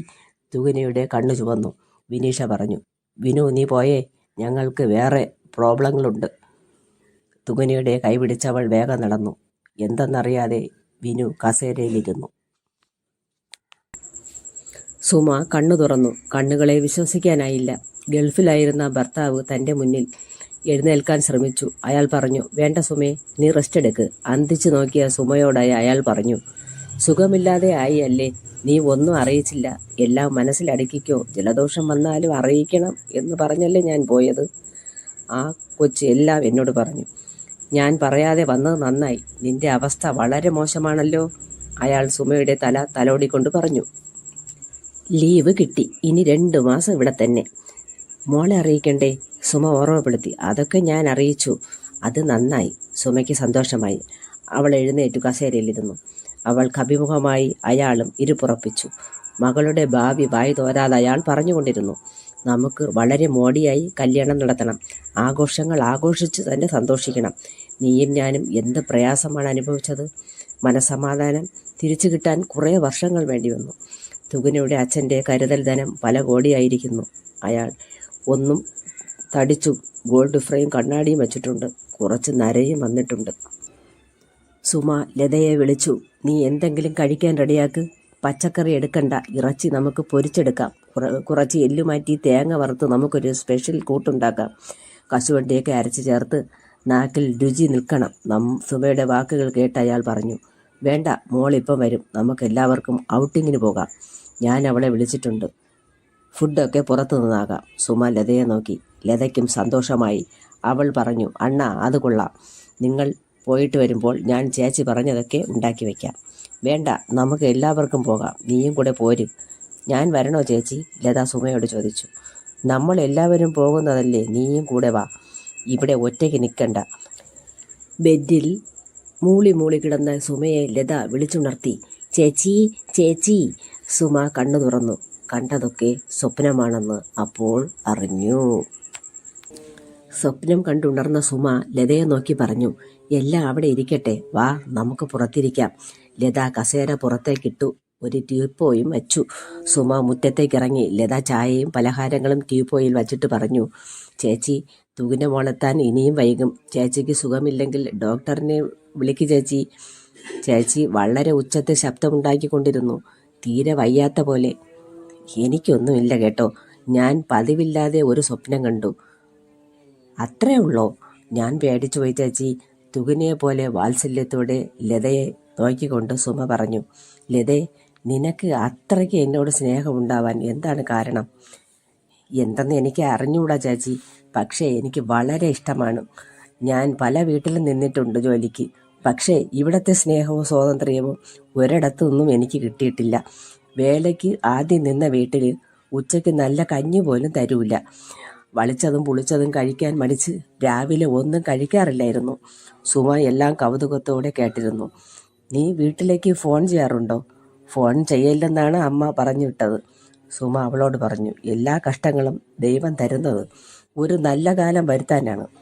നീ നല്ല അധ്വാനിക്കുന്നുണ്ട്. നിന്റെ മകളെ നീ നന്നായി പഠിപ്പിക്കണം, നന്നായി വളർത്തണം. ജീവിതം അർത്ഥമില്ലാതെ പാഴാക്കി കളയരുത്. നിന്റെ അധ്വാനത്തിൻ്റെ പകുതി മകൾക്ക് വേണ്ടി കരുതണം. ഭർത്താവ് കൂലി വേലയാണെന്നല്ലേ നീ പറഞ്ഞത്? ജീവിതം നന്നാവും. കുടിയും ദുശീലങ്ങളും ഉണ്ടോ? എങ്കിൽ നീ ശ്രദ്ധിക്കണം. വയസ്സായാലും സമ്പാദ്യം ഉണ്ടാവില്ല. നിനക്ക് സ്വാതന്ത്ര്യവും കിട്ടില്ല. സ്വാതന്ത്ര്യം കിട്ടും ചേച്ചി. അയാൾ എവിടെയോ ജോലിക്ക് പോയി എപ്പോഴെങ്കിലും വരും. അങ്ങനെയാണ് ഞങ്ങളുടെ കുടുംബം. ഓഹോ, അത് സാരമില്ല. നീ ഉണ്ടല്ലോ മോളെ, നീ നിരാശപ്പെടാണ്ട. നീ വേണം ആ കുഞ്ഞിനെ വളർത്താൻ. സുമ അവളെയും കൂട്ടി ഒരു കറുത്ത വലിയ സൂട്ട്കേസ് ചൂണ്ടിക്കാട്ടി പറഞ്ഞു, അത് കൊണ്ടുവരും മക്കളെ. ബട്ടൺ പ്രസ് ചെയ്ത് തുറന്നു. അതിൽ നിറയെ 10 വയസ്സ് പ്രായമുള്ള കുട്ടിക്ക് പാകമായ പല മോഡൽ ഡ്രസ്സുകളായിരുന്നു. ലത കണ്ടമ്പരന്നു. അവൾ പറഞ്ഞു, ചേച്ചി, ഇത് തുകിന മോൾക്കുള്ളതാണോ? അല്ല മോളെ, മോളുടെ അച്ഛന് റെഡിമെയ്ഡ് ഷോപ്പുണ്ടായിരുന്നു. ഗൾഫിൽ പോയതിൽ പിന്നെ അതെല്ലാം ഇവിടെ സൂക്ഷിച്ചിട്ടുണ്ട്. രഘുവേട്ടനും ടെക്സ്റ്റൈൽസ് ഉണ്ട്. ചിലത് വന്ന് എടുത്തുകൊണ്ട് പോകും.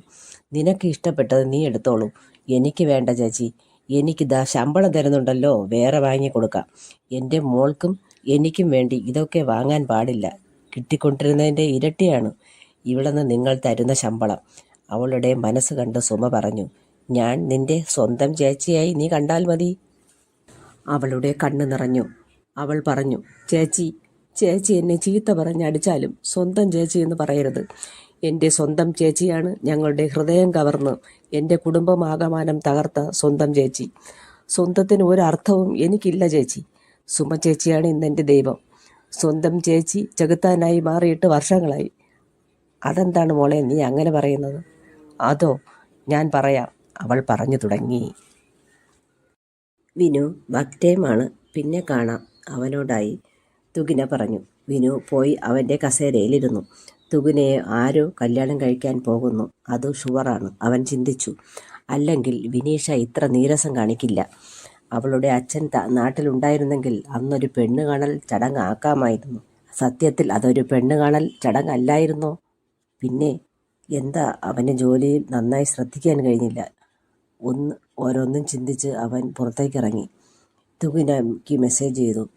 എന്തു പറ്റി, പുറത്തൊന്ന് വരാമോ? തുകിനയുടെ മറുപടി പ്രതീക്ഷിച്ചു. എന്നാൽ മെസ്സേജ് ഒന്നും കണ്ടില്ല. അവൻ അക്ഷമനായി വീണ്ടും സീറ്റിലിരുന്നു. ഇതെല്ലാം കണ്ട വിനീഷ തുകിനയോട് സംസാരിച്ചു. അവനൊരു മെസ്സേജ് കൊടുക്ക്. വർക്ക് ടൈം കഴിയട്ടെ, വൈകുന്നേരം കാണാമെന്ന് ഒന്നുകൂടെ പറയൂ. അവന് ഇതൊക്കെ പറഞ്ഞ് മനസ്സിലാക്കി കൊടുക്കണം. അവൻ വളരെ ടെൻഷനിലാണ്. വിനുവിൻ്റെ മെസ്സേജ് അപ്പോഴാണ് തുകിന ശ്രദ്ധിച്ചത്. വിനു, വൈകുന്നേരം നമുക്ക് കാണാം, വർക്ക് ടൈം അല്ലേ? അവളുടെ മെസ്സേജ് കണ്ട് വിനു എഴുന്നേറ്റു. അവൻ തുകിനയുടെ സമീപമെത്തി. അവൻ ചോദിച്ചു, തനിക്കെന്താ എന്നോടൊരു പുച്ഛം? ഞാൻ വീട് വരെ എടുത്ത് മുന്നോട്ട് പോയവനാ. ഇപ്പോൾ എന്തു പറ്റി? വൈകുന്നേരം സംസാരിക്കാം വിനു, അതാണ് നല്ലത്. ഓക്കെ ഓക്കെ ഓക്കെ എന്ന് പറഞ്ഞവൻ പോയി. ദൈവമേ, ഇതാണോ പ്രേമം? 2 കൂട്ടർക്കും ടെൻഷനും മനപ്രയാസങ്ങളും. വിനീഷയ്ക്ക് പറഞ്ഞാൽ മനസ്സിലാകും. വിനുവിനോട് പറയാൻ അവൾക്ക് ധൈര്യം ഉണ്ടായില്ല.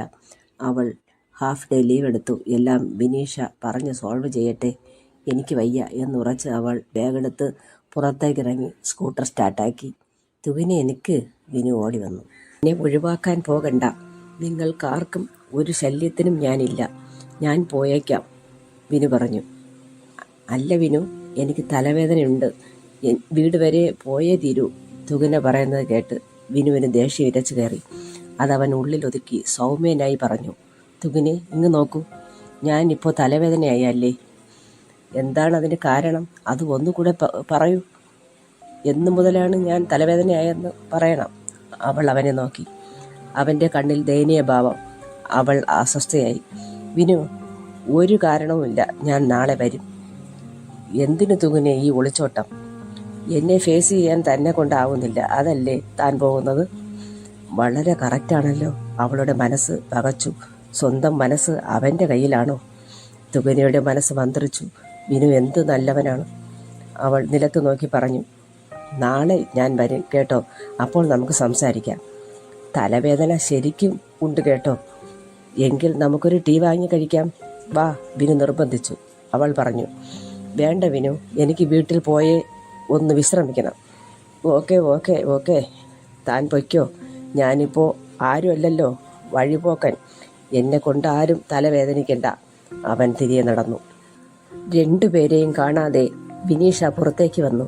കസേരയിലിരുന്ന് സങ്കടപ്പെടുന്ന വിനുവിനെ കണ്ട് വിനീഷ പറഞ്ഞു, വിനു എടാ, നീ എന്തിനു വിഷമിക്കുന്നു? തുകിന സുഖമില്ലാതെ പോയതാവും, നീ നിന്റെ കാര്യം നോക്കടാ. വിനീഷേ, അവൾ എനിക്ക് നഷ്ടപ്പെടുകയാണോ? ഇങ്ങനെയൊക്കെ ചോദിച്ചാൽ ഞാൻ എന്ത് പറയുമെടാ ചേട്ടാ? ആൺപിള്ളേർക്ക് നാണക്കെടായവനെ നീ എന്തിനാടേ കുട്ടാ ഇങ്ങനെ? നമുക്ക് ടീ വാങ്ങി കുടിക്കാം, വാ. തുകിന അവനെ സമാധാനിപ്പിക്കാൻ ശ്രമിച്ചു. കുറച്ചു നേരത്തെ മൗനത്തിന് ശേഷം വിനു വിനീഷയോട് ചോദിച്ചു, മോളെ സത്യം പറ, തുകിനയ്ക്ക് എന്താണ് ഈ മാറ്റം? തുകിനയുടെ അമ്മയുടെ കാര്യം അറിയാമല്ലോ. ഇപ്പോൾ ഒരു കൂട്ടർ അവളുടെ വീട്ടിൽ പെണ്ണ് കാണാൻ ചടങ്ങോ എന്നറിയില്ല, ഒരു വാച്ചും ഒരു വളയും. അവളുടെ അച്ഛൻ്റെ ഗൾഫിലുള്ള എഞ്ചിനീയർ പയ്യൻ്റെ അമ്മ അവളെ അണിയിച്ചു. അവൻ്റെ അപ്പൂപ്പനും അച്ഛനും അമ്മയും എല്ലാം കൂടെ വന്നിട്ടുണ്ടായിരുന്നെന്ന് അവൾ പറഞ്ഞു. അവൾക്ക് നിന്നെയാണടാ ഇഷ്ടം. ആ ഇഷ്ടം നടന്നാൽ അച്ഛൻ വിഷമിക്കും, അമ്മ വിഷമിക്കും, ഞാൻ എന്ത് ചെയ്യും എന്ന് അവൾ എന്നോട് ചോദിച്ചടാ. നീ അവളുടെ സ്ഥാനത്തിരുന്ന് ഒരു വഴി പറഞ്ഞതാ, ഞാൻ അവളോട് പറയാം. അവൻ ഗാഢമായി ചിന്തിച്ചു. വിനു ഒന്നും മിണ്ടിയില്ല. അവൻ ടീ കുടിച്ചില്ല. പെട്ടെന്ന് എണീറ്റ് സ്വന്തം സീറ്റിൽ പോയിരുന്നു. വർക്ക് ചെയ്യാൻ ആരംഭിച്ചു. വിനീഷ തുകിനയ്ക്ക് മെസ്സേജ് ചെയ്തു. ഒരുവിധം വളയിട്ട കാര്യം പറഞ്ഞൊപ്പിച്ചു. അവനൊന്നും മിണ്ടിയില്ല. തുകിന പതിവിലെ നേരത്തെ വീട്ടിലെത്തിയത് കണ്ട് അമ്മയും ലതയും സന്തോഷിച്ചു. അവരിരുവരും ഓരോന്ന് പറഞ്ഞ് മുറ്റത്തിരിക്കുകയായിരുന്നു. സ്കൂട്ടർ സ്റ്റാൻഡ് ചെയ്ത് വെച്ച് എന്നിട്ടവൾ അമ്മയുടെ മുന്നിൽ നിന്നു. ലത ചായ എടുക്കാൻ ഫ്ലാസ്ക് തുറന്ന് കപ്പിലേക്ക് ഒഴിക്കുമ്പോൾ തുകിനയുടെ ഏങ്ങരടി ശബ്ദം കേട്ടു. ലതയുടെ കയ്യിലിരുന്ന ചായക്കപ്പ് വീണ് പൊട്ടി. എന്താ മോളെ, എന്താ മോളെ? ലതയും സുമയും അവളെ സമാധാനിപ്പിച്ചു. ലതയ്ക്ക് ഒന്നും മനസ്സിലായില്ല. ഒപ്പം സുമയുടെ കണ്ണീരും കണ്ടവൾ പറഞ്ഞു, ചേച്ചി, തുകിന മോളിന് എന്തു പറ്റി? ആക്സിഡൻറ്റ് വല്ലതും പറ്റിയോ? ഇവളോട് സമാധാനമായിട്ടൊന്ന് സംസാരിക്കാൻ ലതയെ തുകിനയുടെ മുറിയൊന്ന് ശരിയാക്കാൻ പറഞ്ഞയച്ചു. സുമ ചോദിച്ചു, എന്തു പറ്റി മോളെ? അമ്മേ, എനിക്ക് വിനുവിനോട് മിണ്ടാൻ തന്നെ പേടിയാകുന്നു. ഈ വളയും വാച്ചും എനിക്ക് വേണ്ടമ്മേ. മോളെ, എന്തിനും പരിഹാരമുണ്ട്. കരയുന്നതെന്തിന്? കരയാതെ കാര്യം പറയും. അവൾ മുറ്റത്തെ കസേരയിലിരുന്നു. സുമയ്ക്ക് സങ്കടമായി. തുകിനെ, നീ കരഞ്ഞുകൊണ്ടിരുന്നാൽ ശരിയാവില്ല. എന്തെങ്കിലും പറയും മോളെ. നിനക്കെന്ത് പറ്റി? ഒന്നും പറയാനില്ലേ? വിനു എന്തെങ്കിലും പറഞ്ഞോ? സുമ ചോദിച്ചു. ആരും ഒന്നും പറഞ്ഞില്ലമ്മേ. വിനുവിനെ കണ്ടു അല്ലേ? നീ അവനോട് മിണ്ടാതിരുന്നു. കാരണം എന്താണ്? സുമ അവളോട് ചോദിച്ചു. നിനക്ക് വിനുവിനോട് ഇഷ്ടമുണ്ട്, അതെനിക്കറിയാം. മനസ്സിൽ ഒന്ന് വച്ച് അഭിനയിക്കാൻ എൻ്റെ മോൾ നിൽക്കണ്ട. ഫ്ലാസ്കിലിരുന്ന ചായ കപ്പിൽ പകർന്ന് തുകിനയ്ക്ക് കൊടുത്തുകൊണ്ട് സുമ പറഞ്ഞു, നിങ്ങൾ ഒരു ഓഫീസിൽ വർക്ക് ചെയ്യുന്നു, ഒരേ തീരുമാനം എടുത്തവർ. ഞാൻ നരമ്പ് മുറിച്ച് ചത്തിട്ടില്ല. എന്നെ നീ അല്ല രക്ഷിച്ചത്. ആരുടെ രക്ഷയ്ക്ക് വേണ്ടിയും നീ സ്വയം നിന്നെ ശിക്ഷിക്കരുത്. അമ്മയുടെ വാക്കുകൾ തുകിനയുടെ മനസ്സിൽ കൊണ്ടു. അവൾ അമ്മയെ നോക്കി. അമ്മയുടെ കണ്ണ് നിറഞ്ഞിരുന്നു. സുമ തുടർന്നു, ജീവിതം അവരവർക്കുള്ളതാണ്. പണത്തിന് വേണ്ടിയോ സ്ഥാനത്തിന് വേണ്ടിയോ നമ്മുടെ മനസ്സ് മാറിക്കൊടുക്കുന്നില്ല എങ്കിൽ നീ ഒരു നല്ല ആത്മാവാണ്. ഗോവിന്ദ് കോടീശ്വരനാണ്, വിനു നമ്മളെപ്പോലെ സാധാരണക്കാരനും. പ്രത്യേകിച്ച് എന്തിനായാലും കാരണമില്ലാതെ വിരോധിക്കാൻ നിന്റെ മനസ്സ് നിന്നെ അനുവദിക്കുന്നില്ല. അതാണ് ഈ കണ്ണുനീർ. നീ ചായ കുടിക്ക്. ലത കിടക്ക ശരിയാക്കിയിട്ടുണ്ടാകും. ഒന്ന് റെസ്റ്റ് എടുക്ക്, എല്ലാം ശരിയാവും. സുമ മകളെ വിളിച്ചുകൊണ്ട് അവളുടെ റൂമിൽ കയറി. ലത അവളുടെ ബുക്സ് എല്ലാം നേരെ അടുക്കി വെച്ചുകൊണ്ട് തുകിനയുടെ മുഖത്ത് നോക്കി. അവളുടെ മുഖം ചുവന്നു തുടുത്തിരുന്നു. എന്തെങ്കിലും കൊണ്ടുവരണോ മോളെ? അവളോടായി ചോദിച്ചു. ഒന്നും വേണ്ട ചേച്ചി, ഒന്ന് കിടക്കട്ടെ. ഓ, മോള് കിടന്നോ? ലത മുറിയിൽ നിന്നിറങ്ങി. സുമ മകൾക്ക് പുരട്ടാൻ ബാമെടുത്തു. അത് വേണ്ട എന്നവൾ ആംഗ്യം കാട്ടി. സുമ മകളുടെ ബെഡിലിരുന്നു. അവളുടെ കൈ തലോടിക്കൊണ്ടിരുന്നു. തുകിന പറഞ്ഞു, എനിക്ക് തലവേദന ഇല്ലമ്മേ, മനസ്സിൻ്റെ വേദനയാണ്. എന്തിന് വേദനപ്പെടണം? ഞാനും അച്ഛനും ഉള്ളതാണോ വേദന? അമ്മേ, എന്താണമ്മേ? നിന്റെ വേദന ഞങ്ങളല്ലേ ഇപ്പോൾ? എന്താണ് അമ്മ പറഞ്ഞത്? നിങ്ങൾക്ക് വേണ്ടിയല്ലേ ഞാൻ ജീവിച്ചിരിക്കുന്നത്. തുകിന വീണ്ടും ഏങ്ങലടിക്കാൻ തുടങ്ങി. നീ നല്ലൊരു കാമുകി പെണ്ണായി. സുമ മകളെ കളിയാക്കി. അമ്മേ, അവൾ കിടക്കയിൽ നിന്ന് എണീറ്റിരുന്നു. നീ എന്ത് ഭാവിച്ചാ മോളെ? അവനെ കളിപ്പിച്ച് ഒരു വിധമാക്കി. ആ ചെറുക്കൻ എന്ത് വിഷമിക്കുന്നുണ്ടാവും? അവനെ കാണുമ്പോൾ പേടിയാകാൻ കാരണം ഞാനൊന്നും കാണുന്നില്ല. അച്ഛൻ്റെ ഗോവിന്ദ് വന്നതുകൊണ്ടാണോ? ഈ കാര്യം നീ തന്നെ തീരുമാനിക്കണം. ഞങ്ങൾ നടത്തിത്തരും. ഏതായാലും നിനക്ക് ഇഷ്ടപ്പെടണം. ആർക്കു വേണ്ടിയും സ്വന്തം ഇഷ്ടം കളഞ്ഞാൽ മനസ്സിലെ ദുഃഖം നിന്റെ സന്തോഷങ്ങളെ വിഴുങ്ങും. സ്വയം തീരുമാനമെടുക്കാതെ ഇഷ്ടമുള്ള ഒരാളിനെ ഉപേക്ഷിച്ചാലും ഉപേക്ഷിക്കപ്പെട്ടാലും നല്ല മനസ്സുള്ളവർക്ക് സഹിക്കാനാവില്ല. മീനാക്ഷിയും നിന്നെ കെട്ടിച്ചു കൊടുക്കണം എന്ന് പറഞ്ഞിട്ടുണ്ട്. ഗോവിന്ദിൻ്റെ അമ്മയും പറഞ്ഞിട്ടുണ്ട്. മനച്ചേർച്ച ഉണ്ടായാൽ പകുതിയായി. നിന്റെ കാര്യത്തിൽ ഞാൻ അച്ഛനോട് വരുമ്പോൾ പറയാം. അച്ഛന് വിനുവിനെ ഇഷ്ടമാകും. നീ എന്തിൻ്റെ അടിസ്ഥാനത്തിലാണ് കാരണമില്ലാതെ സുഹൃത്ത് ബന്ധം ഭയക്കുന്നത്? എനിക്ക് മീനാക്ഷിയുടെ മകൻ മരുമകനാകുന്നതാണ് ഇഷ്ടം, കേട്ടോ? സുമയുടെ വാക്കുകൾ കേട്ട് തുകിന സന്തോഷത്തോടെ ചായ ചുണ്ടോടടുപ്പിച്ചു. അപ്പോഴാണ് അത് സംഭവിച്ചത്. വീടിൻ്റെ ഗേറ്റ് തുറക്കുന്ന ശബ്ദം. ലത ഡോർ തുറന്നു പുറത്തു വന്നു. ബൈക്ക് മുറ്റത്തേക്ക് ഓടിച്ചു കയറ്റി സ്റ്റാൻഡ് ഇട്ടുകൊണ്ട് ഒരു പയ്യൻ. അവൻ വീടിൻ്റെ മുന്നിലെത്തി. തുകിനയെ പോലൊരു പെൺകുട്ടി ഗേറ്റടച്ച് കുറ്റിയിട്ടു. ലത ഓടിയെത്തി. ലതയോടായി അവൾ പറഞ്ഞു, ചേച്ചി പൊയ്ക്കോ, ഞാൻ അടച്ചിട്ടുണ്ട്. തുകിന മോളുടെ കൂട്ടുകാരെത്തിയ അല്ലേ? മക്കളെ വാ, മോള് തലവേദനയായി കിടക്കുകയാണ്. വിനീഷ വിനുവിനെ നോക്കി. അവരിരുവരും ലതയുടെ പിന്നാലെ നടന്നു. വിനീഷ ചോദിച്ചു, മോളെ, നിന്റെ തലവേദന കുറവുണ്ടോ? ചായക്കപ്പ് മേശപ്പുറത്ത് വച്ചുകൊണ്ട് എണീക്കാൻ തുകിന ശ്രമിച്ചു. ലിവിംഗ് റൂമിൽ പോകാൻ ഭാവിച്ചു. നീ സാവധാനം വന്നാൽ മതി, ഞങ്ങൾ അവിടെ പോയി ഇരിക്കാം എന്ന് പറഞ്ഞവർ സെറ്റിയിൽ ഇരുന്നു. സുമ അവർക്കരികിലെത്തി. ചായയും പലഹാരവുമായി ലതയും വന്നു. തുകിന ചിരിയോടെ അമ്മയുടെ സമീപം ഇരിപ്പുറപ്പിച്ചു. തുകിനെ, ഞങ്ങളും ലീവ് എടുത്തടാ, വിനീഷ തുകിനയോടായി പറഞ്ഞു. വർക്ക് ലോഡ് കൂടുതലാണ്. തലവേദന കൂടിയില്ലെങ്കിലേ അതിശയമുള്ളൂ. ഒരു ചായ കപ്പ് ചുണ്ടോടടുപ്പിച്ചുകൊണ്ട് അവൾ പറഞ്ഞു. വിനു 2 ബിസ്ക്കറ്റ് എടുത്ത് കടിച്ചു. പുറത്ത് ഒരു കാറിൻ്റെ ഹോണടി ശബ്ദം. ലത വാതിൽക്കലെത്തി. പോയതിനേക്കാൾ വേഗത്തിൽ അവൾ തിരിച്ചു വന്നു. അവൾ സുമയോട് പറഞ്ഞു, രഘു അമ്മാവൻ ഇറങ്ങുന്നു. കാറിൽ വേറൊരു കഷണ്ടിയുണ്ട്. സുമയ്ക്ക് മനസ്സിലായി, തുകിനയുടെ അച്ഛൻ വന്നിട്ടുണ്ട്. ഗൾഫിൽ നിന്ന് വന്നതുപോലെ കാറിന് മുകളിൽ കുറേ പെട്ടികളുമുണ്ട്. വിനുവും വിനീഷയും സിറ്റൗട്ടിലെത്തി. കണ്ണാടി ജനാല വഴി അവർ കണ്ടു. വിനു പറഞ്ഞു, തുകിനയുടെ അച്ഛനാവും. സുമ ഓടി വന്നു വാതിൽ തുറന്നു. ചിരിച്ചട്ടഹസിച്ചുകൊണ്ട് തുകിനയുടെ അച്ഛനും രാജ്യം പിടിച്ചെടുത്ത ഗമയോടെ രഘു അമ്മാവനും വീട്ടിനുള്ളിലേക്ക് പ്രവേശിച്ചു. ലത സുമയെ സഹായിച്ചു. രഘുവേട്ടൻ കിച്ചണിൽ വന്നു സുമയോട് പറഞ്ഞു, ആ പയ്യനെയാണ് തുകിനയോടൊപ്പം ഭക്ഷണം കഴിച്ച് ചിരിച്ചുല്ലസിച്ചുകൊണ്ട് ഞാൻ അവിടെ കണ്ടത്. അവരുടെ മേശപ്പുറത്തിരുന്ന ഭക്ഷണങ്ങളോ ആരും കൊതിച്ചു പോകും. ഞാൻ അമ്പരന്ന് പോയി, കേട്ടോ. ഇപ്പോൾ ഇത് അവളുടെ അച്ഛനോട് വിളമ്പണ്ട. അത് നേരത്തെ പറയണ്ടേ? എന്നെ പേടിക്കണ്ട, അതൊന്നും ഞാൻ പറയുന്നില്ല, രഘു അമ്മാവൻ പറഞ്ഞു. പറയാൻ എന്തിരിക്കുന്നു, പറഞ്ഞോളൂ. ഒന്നും ഒളിച്ചു വയ്ക്കാനില്ല. പിള്ളേരാകുമ്പോൾ ഒരു നല്ല ആഹാരം വാങ്ങി കഴിച്ചെന്നിരിക്കും. ആരെയും ഇവിടെ വരുത്തണ്ട എന്ന് അവൾ കരുതി കാണും. ശരിയാ, അയാൾ സുമ പറഞ്ഞത് ഏറ്റു പറഞ്ഞുകൊണ്ടിരുന്നു. പെട്ടികൾ കൊടുക്കാനുള്ളതും എടുക്കാനുള്ളതും തിട്ടപ്പെടുത്തി കൊണ്ടിരുന്നു തുകനയുടെ അച്ഛൻ. സുമ ഒരു ഭയവുമില്ലാതെ നിന്നു. വിനീഷ കിച്ചണിൽ വന്നു. പോകട്ടെ ആൻറ്റി, ഞങ്ങൾ പിന്നെ വരാം, അവൾ സുമയോട് യാത്ര പറഞ്ഞു. തുകനയുടെ അച്ഛൻ ഒരു ഗോൾഡ് ഫ്രെയിം കൂളിംഗ് ഗ്ലാസ് എടുത്ത് വിനുവിന് നൽകി. എത്ര പറഞ്ഞിട്ടും അയാൾ അത് സമ്മതിക്കാതെ അവൻ്റെ കണ്ണിൽ വച്ചു കൊടുത്തു. ഫിലിം സ്റ്റാർ പോലെയുണ്ട്, ഇതിരിക്കട്ടെ എന്ന് പറഞ്ഞ് വിനീഷയ്ക്കും ഒരു കൂളിംഗ് ഗ്ലാസ് വച്ചു കൊടുത്തു. കുറച്ചു കഴിഞ്ഞ് പോയാൽ മതിയെങ്കിൽ ഇഷ്ടപ്പെട്ട സോപ്പും സ്പ്രേയും തരാം. ഒന്നും വേണ്ട അങ്കിൾ, ഈ ഗ്ലാസും വേണ്ടായിരുന്നു, സ്നേഹത്തോടെ തരുന്നതല്ലേ, തുകന അവരോടായി പറഞ്ഞു. തുകനയുടെ അച്ഛൻ വിനുവിനെ നോക്കിക്കൊണ്ട് പറഞ്ഞു, നീയും ഇവരുടെ കൂടെയാണോ വർക്ക് ചെയ്യുന്നത്? സുമ പറഞ്ഞു, ഇവർ രണ്ടുപേരും സഹോദരങ്ങളാണ്. തുകന ഹാഫ് ഡേ ലീവ് എടുത്തു ഉച്ചയ്ക്ക് വന്നു. അവരോടൊന്നും പറയാതെ വന്നതോ? അച്ഛൻ തുകനയോട് ചോദിച്ചു. അതെ അച്ഛാ, വർക്ക് ലോഡായിരുന്നു, ഒന്ന് വിശ്രമിച്ചാൽ കുറയുമെന്ന് കരുതി. ഞാൻ ചെറുതായിട്ട് പറഞ്ഞായിരുന്നു. മോളെ ഇങ്ങ് വന്നേ, അയാൾ തുകനെ വിളിച്ചു. വാങ്ങി വന്ന ഡ്രസ്സിൽ ഒരു സെറ്റ് വിനീഷയ്ക്ക് കൊടുക്കാൻ തുകനയോട് പറഞ്ഞു. അവൾ നല്ല ഒരു ഡ്രസ്സ് എടുത്തു നൽകിക്കൊണ്ട് ചോദിച്ചു, നിനക്കിത് ഇഷ്ടപ്പെട്ടോ? നിനക്കിഷ്ടപ്പെട്ടാൽ എനിക്കിഷ്ടമാവും. അത് കൊള്ളാമല്ലോ. തുകനയുടെ അച്ഛൻ പൊട്ടിച്ചിരിച്ചു. നിനക്കോ?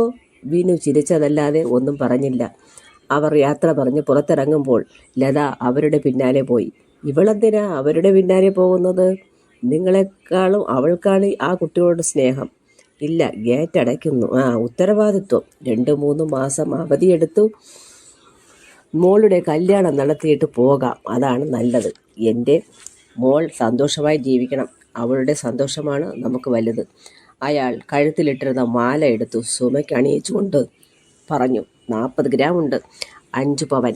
തുകിന മാല പിടിച്ചു നോക്കി. നല്ല മോഡൽ, നല്ല ഡിസൈൻ, നന്നായിട്ടുണ്ടെന്ന്. നിനക്കുള്ളത് നാളെ ജ്വല്ലറിയിൽ പോയി എടുക്കാം, കല്യാണത്തിനുള്ളതാ. കല്യാണമോ?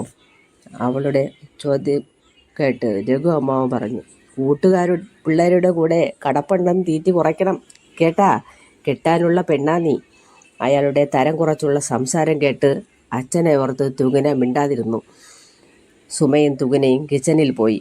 അവസരം പാഴാക്കാതെ അയാൾ തുടർന്നു. പെട്ടെന്ന് കെട്ടിച്ച് വിട്ടോണം അളിയ. ഇപ്പം അങ്ങോട്ട് പോയില്ലേ, ആ ചെറുക്കനുമായിട്ടാണ് മോളുടെ കറക്കം. ഞാൻ അത് അപ്പോൾ കഴിഞ്ഞ പ്രാവശ്യം കടിച്ച് കീറാൻ വന്നു. നീ അതിന് എന്ത് പറഞ്ഞു? ആ ചെറുക്കനും ഇവിടത്തെ മോളും ഫാമിലി പോർഷനിലിരുന്ന് പൊറോട്ടയും ചിക്കനും മറ്റും വാങ്ങി കഴിക്കുന്നത് ഞാൻ കണ്ടു. ഏട്ടന് തന്നില്ലേ? എനിക്ക് തരാത്തതല്ല, അവർ തമ്മിൽ ലവാണ്. എനിക്ക് സംശയമുണ്ട്. എങ്കിൽ എനിക്ക് എളുപ്പമായി. വരമണ്ടനായ നിൻ്റെ അടുത്താണല്ലോടാ ഞാൻ പറഞ്ഞത്. രഘുവേട്ടൻ പുറത്തിറങ്ങി. സുമയും തുകിനയും പലവിധ പലഹാരങ്ങൾ തയ്യാറാക്കാൻ തുടങ്ങി.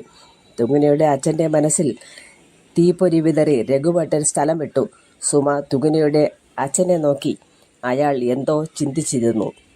ജീവിതം അഗ്നിപരീക്ഷണമാകുന്നത് അവൾ അറിഞ്ഞു. മകളുടെ അവസ്ഥ അച്ഛൻ്റെ തുറന്നു പറയാൻ പറ്റാത്ത സാഹചര്യം, പറയുന്നത് വിപരീതമാകുമോ എന്നുള്ള അദ്ദേഹത്തിൻ്റെ മുൻകരുതൽ സുമയെ ഭയപ്പെടുത്തി. എപ്പോഴും വാചാലനാകുന്ന വ്യക്തി മൗനമാകുമ്പോൾ അയാൾ മനസ്സിൽ ആലോചിക്കുകയാണ് എന്ന് അവൾ ഊഹിച്ചു. യാന്ത്രികമായി ഭക്ഷണം കഴിച്ചു. കൊടുക്കാനുള്ള ബാഗുമായി ഒരു ഊബർ ടാക്സി വരുത്തി. തുകനയുടെ അച്ഛൻ പോകുമ്പോൾ സുമ പിന്നാലെ ചെന്നെങ്കിലും പലവിധ ചിന്തകൾ കാരണം അയാൾ ഒന്ന് തിരിഞ്ഞൊന്നു നോക്കാനും മറന്നു. പ്രഭാത ഭക്ഷണം കഴിച്ചു കൊണ്ടിരുന്ന തുകിന, ഞാനൊന്ന് പോകുന്നെങ്കിൽ അച്ഛൻ എന്തെങ്കിലും പറയുമോ അമ്മേ? വർക്ക് ഇട്ടിട്ടാണ് ഉച്ചയ്ക്ക് പോകുന്നത്. ലീവ് എടുത്താൽ മാനേജർ കലിപ്പിയാണ്. ഞാൻ പോകുവാണേ, ലത പറഞ്ഞു. അച്ഛൻ വന്നതല്ലേ, പോയാലോ? അച്ഛൻ രാവിലെ പോയി, അവളും പോട്ടെ. തുകിന സ്കൂട്ടർ സ്റ്റാർട്ടാക്കി പുറപ്പെട്ടു. കല്യാണ ആഭരണം എടുക്കാൻ പോണമെന്നല്ലേ പറഞ്ഞത്? ഇന്നാണോ ചേച്ചി നിങ്ങൾ പോണത്? ലത ചോദിച്ചു. അറിയില്ല മോളെ, നീ ചിക്കൻ മസാല പുരട്ടി മൈക്രോ ഓവനിൽ വയ്ക്ക്, ടൈം അഡ്ജസ്റ്റ് ചെയ്ത് വയ്ക്കൂ. നമുക്ക് ബിരിയാണി ശരിയാക്കാം. നൈസായിട്ട് അരിഞ്ഞ് സവാള തൈരും ചേർത്ത് ഇഞ്ചിയും പച്ചമുളകും പാകത്തിന് ഇടിച്ച് നല്ല കറിവേപ്പിലയും ഉപ്പും ചേർത്ത് ഒരു തുള്ളി വെള്ളവും ചേർക്കാതെ മിക്സ് ചെയ്ത് വെക്കണം കേട്ടോ. ഞാൻ ബിരിയാണിക്കുള്ള എല്ലാം റെഡിയാക്കട്ടെ. കിച്ചണിൽ ഇറച്ചി പൊരിയുന്ന മണം പരന്നു. മസാലകളുടെ ചേരുവ കറക്റ്റായത് കാരണം ബിരിയാണി കറി ഗംഭീരമായി. ഓവനിലിരുന്ന ചിക്കൻ വെന്തു പൊരിഞ്ഞു, എല്ലാം റെഡിയായി. ഗേറ്റ് തുറന്നു. രഘുവേട്ടനും സ്വന്തം ഭർത്താവും കുടിച്ച് ലെവലില്ലാതെ വന്ന കാറ് ഡ്രൈവറോട് വഴക്കിട്ടുകൊണ്ടിരുന്നു. അയാൾ രഘുവേട്ടന്റെ കഴുത്തിന് പിടുത്തമിട്ടുകൊണ്ട് പറഞ്ഞു, മര്യാദയ്ക്ക് ക്യാഷ് എടുക്ക്, അല്ലെങ്കിൽ എന്ത് ചെയ്യുമെടാ? സാറ് തരണം ക്യാഷ്, അല്ലെങ്കിൽ ഞാൻ തരില്ല. അളിയനെ വിട്, നീ കഴുത്ത് പിടിച്ചത് ശരിയായില്ല കേട്ടോ. ശരിയും തെറ്റും താൻ പഠിപ്പിക്കണ്ട. ക്യാഷ് എവിടെയാടാ? ഇത് ഊബർ ടാക്സിയാണ്, കളിക്കല്ലേ. തല്ലിപ്പൊളിയോട് സാറ് ചേരല്ലേ. തൊട്ട കൈ നാറുന്ന വർഗമാണ് ഇയാൾ. ഒരിടത്തുമില്ലാത്ത നായാണിവൻ. ഇയാൾ വാങ്ങുന്നത് പലിശയല്ല, ബ്ലേഡാണ്. കഴുത്തറുക്കുന്ന കൊള്ള പലിശ. ബ്ലേഡാണ്. ബ്ലേഡിന് കാശ് കൊടുക്കുന്ന ആളാണ്. കൂട്ടുകാരനെങ്കിൽ പെട്ടെന്ന് മാറിക്കൂ, ജീവിതം തൊലഞ്ഞു പോകും. തുങ്ങിനിയുടെ അച്ഛൻ എത്രയാണോ കൊടുത്ത് വിട് രഘുവേട്ട, അയാൾ പറഞ്ഞുകൊണ്ടിരുന്നു. ഞാൻ കൊടുക്കണമെങ്കിൽ ഇവന് 2 കൊടുത്തിട്ട് കൊടുക്കാം. ശരിയായില്ലെന്ന് കണ്ട ഡ്രൈവർ തുകിനിയുടെ അച്ഛനോട് പറഞ്ഞു, നിങ്ങൾ കണ്ടോ, ഇയാൾ തരണ്ട. രഘുവേട്ടനെ തറപ്പിച്ചു നോക്കിക്കൊണ്ട് അയാൾ തുകിനിയുടെ അച്ഛൻ കൊടുത്ത ക്യാഷ് വാങ്ങി മടങ്ങുമ്പോൾ രഘുവേട്ടനെ കറക്കി നോട്ടമിറങ്ങി അയാൾ കാർ ഓടിച്ചു മറഞ്ഞു. വളരെ വിഷാദത്തോടെ തുകിനയുടെ അച്ഛൻ മടങ്ങിയെത്തി. ഒപ്പം രഘുവേട്ടനെ കണ്ട് സുമയുടെ മുഖം വാടി. എന്തെങ്കിലും നുണ പറഞ്ഞു കൊടുത്ത് നുണച്ചു തള്ളമാരുടെ സ്വഭാവമാണ് അയാൾക്ക്. ഗൾഫിൽ നിന്ന് വന്നതേ ഉള്ളൂ, കൂടെ തന്നെ ഉണ്ട്, വിട്ടുമാറുന്നില്ല. നുണ പറഞ്ഞ് അടി ഉണ്ടാക്കാനാവും കൂടെ കൂടിയത്. കൂടെ കൊണ്ടു നടന്ന് കുടിപ്പിച്ചു അല്ലേ? സുമ രഘുവേട്ടനോട് ചോദിച്ചു. അതിന് മറുപടി പറഞ്ഞത് തുകിനയുടെ അച്ഛനായിരുന്നു. ഇവിടെ ഞങ്ങളെ കുഞ്ഞുങ്ങളാക്കണ്ട, കുഞ്ഞു കളിപ്പിക്കണ്ട. ഞങ്ങൾ കുഞ്ഞുങ്ങളല്ലേ, ഇന്ന് നമുക്ക് പുറത്തു പോകണ്ടേ? സുമ ചോദിച്ചു. എന്തിന്, എവിടെ? രഘുവേട്ടൻ സുമയെ കളിയാക്കി. രഘുവേട്ടൻ കടയിൽ പോകുന്നില്ലേ? നല്ല ബിസിനസ്സുള്ള നേരമല്ലേ? ഇദ്ദേഹത്തിനെ കുടിപ്പിച്ചതെങ്കിൽ കുടിപ്പിച്ചല്ല സുമയെ, ഞാൻ കുടിച്ചിട്ട് അളിയനെ കുടിപ്പിച്ചു. വെറുതെയാണോ അളിയ? തന്നെ വെറുതെ, അയാൾ പുലമ്പിക്കൊണ്ടിരുന്നു. ഓവറായി മദ്യം അകത്ത് ചെന്ന് 2 പേരും ലഹരി കയറി കയ്യും കാലും പരത്തി കിടന്നു. അവരെ കണ്ട് സുമ കണ്ണുപൊത്തി കരഞ്ഞു. ലത വിഷമത്തിലായി. സുമ ചേച്ചി കരയാതെ, ഞാനൊരു കാര്യം പറയാം. ആരെയെങ്കിലും നമുക്ക് വിളിക്കണം ചേച്ചി. നിലത്ത് കിടന്ന് ഇനിയും ഛർദ്ദിക്കും. നല്ല വാട്ടച്ചാരയം പോലെ നാറണം, ലത പറഞ്ഞു. കുടിക്കാത്ത ആളായിരുന്നു, ഇപ്പോൾ എന്തു പറ്റി? സുമ കരഞ്ഞുകൊണ്ടിരുന്നു. ചേച്ചിയുടെ ചേട്ടനായിരിക്കും ഇപ്പോൾ കൊണ്ടു നടന്ന് കുടിപ്പിച്ചത് അല്ലേ ചേച്ചി? അതൊന്നും എനിക്കറിയില്ല. 2 മണി ആയിട്ടേ ഉള്ളൂ. ഇവർ ഉണരുന്നില്ലല്ലോ.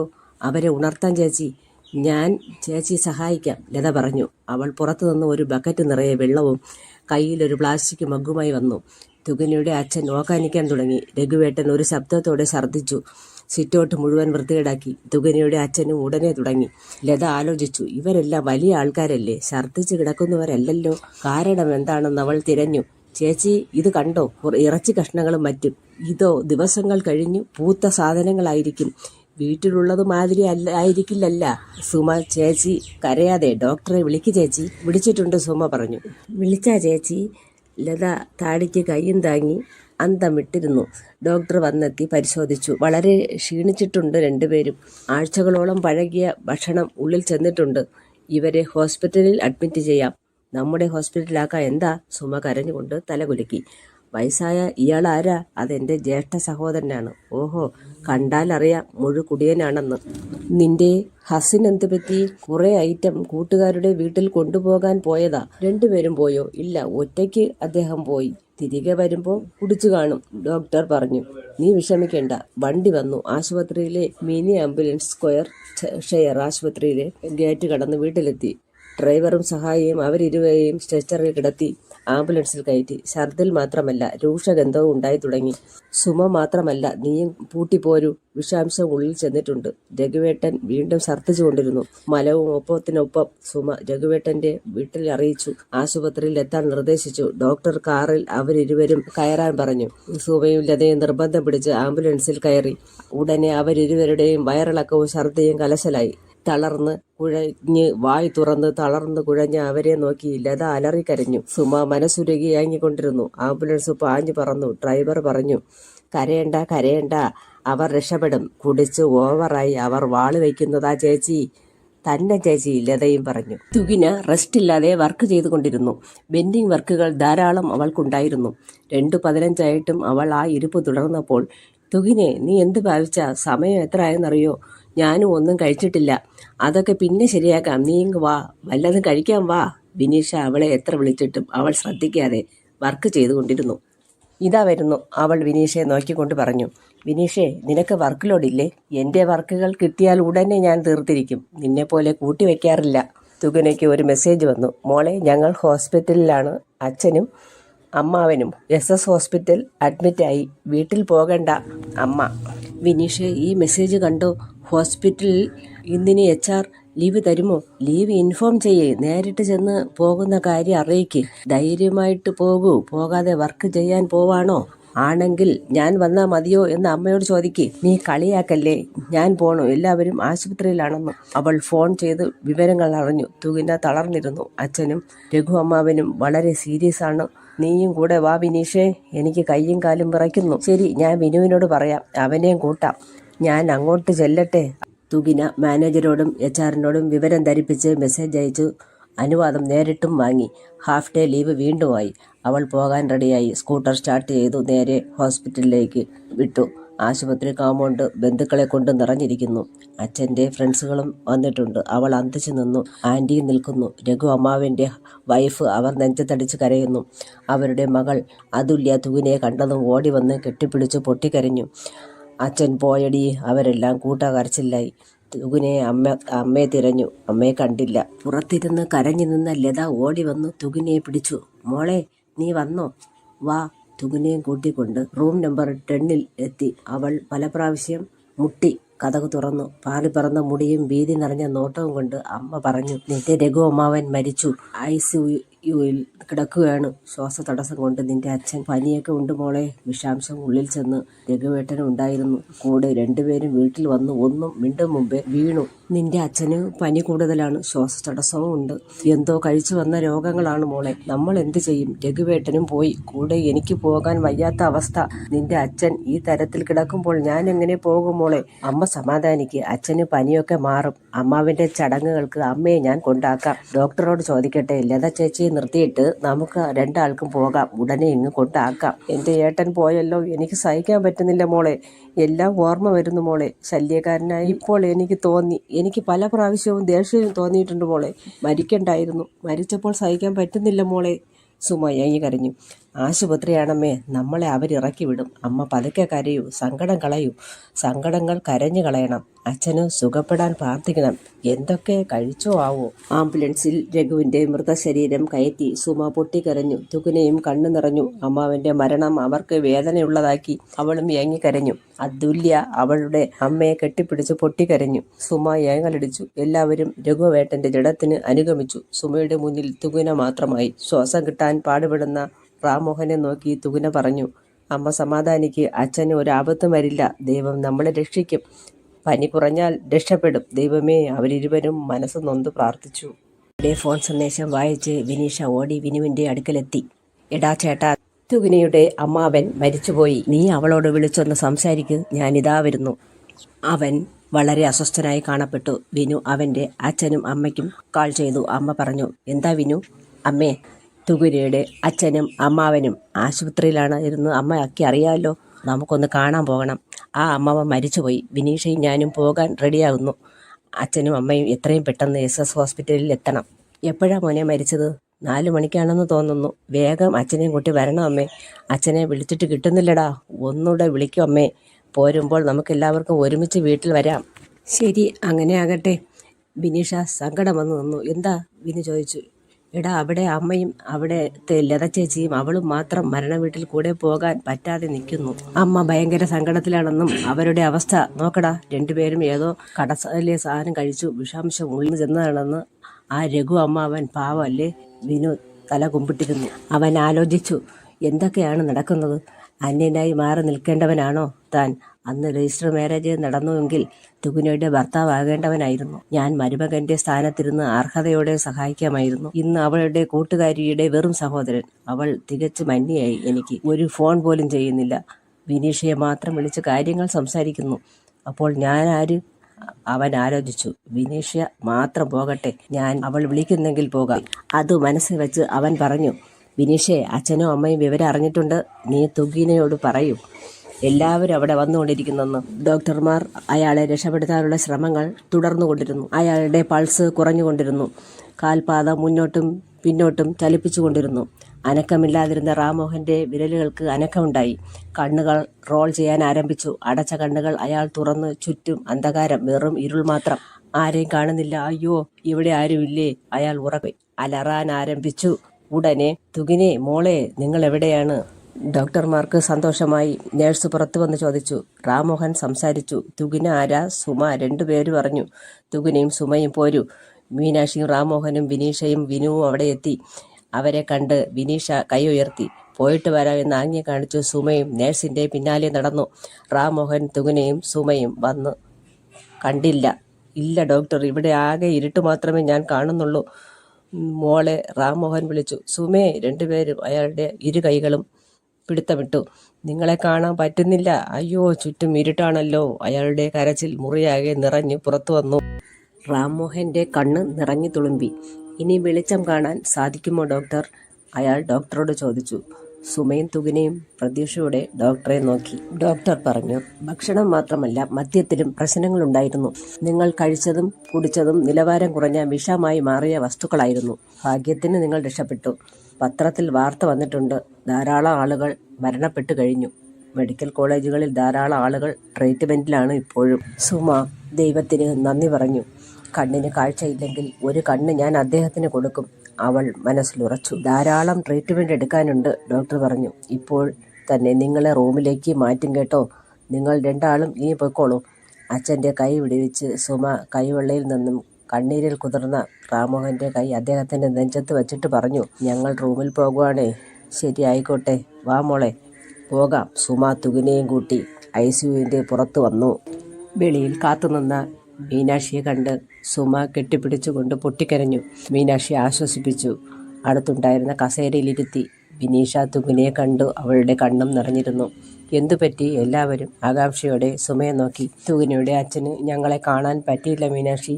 ചുറ്റും ഇരുട്ട് മാത്രമേ കാണുന്നുള്ളൂ എന്ന് പറഞ്ഞ് അദ്ദേഹം കരയുന്നു. അങ്ങനെയോ? മീനാക്ഷി അത്ഭുതത്തോടെ ദേവാനന്ദിനെ നോക്കി. തുകിനെ, വാ, നമുക്ക് അവിടെ പോയിരിക്കാം. അച്ഛന് സുഖമായി വരികയല്ലേ? നീ അമ്മയെപ്പോലെ വിഷമിച്ചാലോ? അച്ഛന് ഒന്നും സംഭവിച്ചില്ലല്ലോ. ഇനി നന്നായി സ്നേഹത്തോടെ രക്ഷിച്ചെടുക്കാം. അറിയാതെ സംഭവിച്ചതല്ലേ? വിനീഷ അവൾക്ക് ആശ്വാസം നൽകിക്കൊണ്ടിരുന്നു. ഒരു ഏങ്ങലടി മാത്രമായിരുന്നു അവളിൽ നിന്നുണ്ടായ മറുപടി. ഇതൊന്നും അറിയാതെ കുറച്ചകലത്തായി വിനു ഇതെല്ലാം ശ്രദ്ധിച്ചുകൊണ്ട് അവിടെ ഇരുന്നു. സുമ റൂം നമ്പർ 10 എല്ലാവരെയും കൂട്ടിക്കൊണ്ടുപോയി. വിനു അവിടെ തന്നെ ഇരുന്നു. റാംമോഹനെ വീൽചെയറിൽ കൊണ്ടുവന്നു അവർ ബെഡിൽ ഇരുത്തി. കണ്ണിൽ കെട്ടിയിട്ടുണ്ടായിരുന്നു. രാത്രി 9 മണിവരെ വിനീഷയും കുടുംബവും ആശുപത്രിയിൽ ഉണ്ടായിരുന്നു. യാത്ര പറഞ്ഞവർ പോയി. തുകിന മിണ്ടാട്ടമില്ലാതെ അച്ഛനെ നോക്കിയിരുന്നു. അമ്മ ഒരു കുട്ടിയെപ്പോലെ അച്ഛനെ പരിചരിച്ചു. ആഴ്ചകൾ പലത് കഴിഞ്ഞു. റാംമോഹന്റെ ബ്ലെയിൻ കെയിൻ സ്റ്റിക്ക് ഉപയോഗിച്ച് നടന്നു പഠിക്കാൻ തുടങ്ങി. പലപ്പോഴും വിനുവായിരുന്നു സഹായത്തിനുണ്ടായിരുന്നത്. അവന്റെ ആശ്വാസവാക്കുകൾ റാംമോഹന് ആശ്വാസം തന്നെയായിരുന്നു. കൂടെ ആരുമില്ലാതെയും അയാൾ നടന്നു തുടങ്ങി. തുകിനയ്ക്ക് സങ്കടവും പരിഭവവും കൂടിക്കൂടി വന്നു. വിനു എന്താണ് ഒന്ന് നോക്കുക പോലും ചെയ്യാത്തത്? ഒരു മെസ്സേജ് പോലും അയക്കാത്തത്? ഒരു ഫോൺ വിളിക്കാൻ തോന്നിയെങ്കിലും അവൾ അത് വേണ്ട എന്ന് മനസ്സിനെ നിയന്ത്രിച്ചു. അച്ഛന് സഹായം ചെയ്യുന്നതിൽ അവൾ സന്തോഷിച്ചു. വിനു എന്നെ ഒഴിവാക്കുന്നുണ്ടാവും, അതല്ലേ നേരിട്ടൊന്നും ചോദിക്കാത്തത്.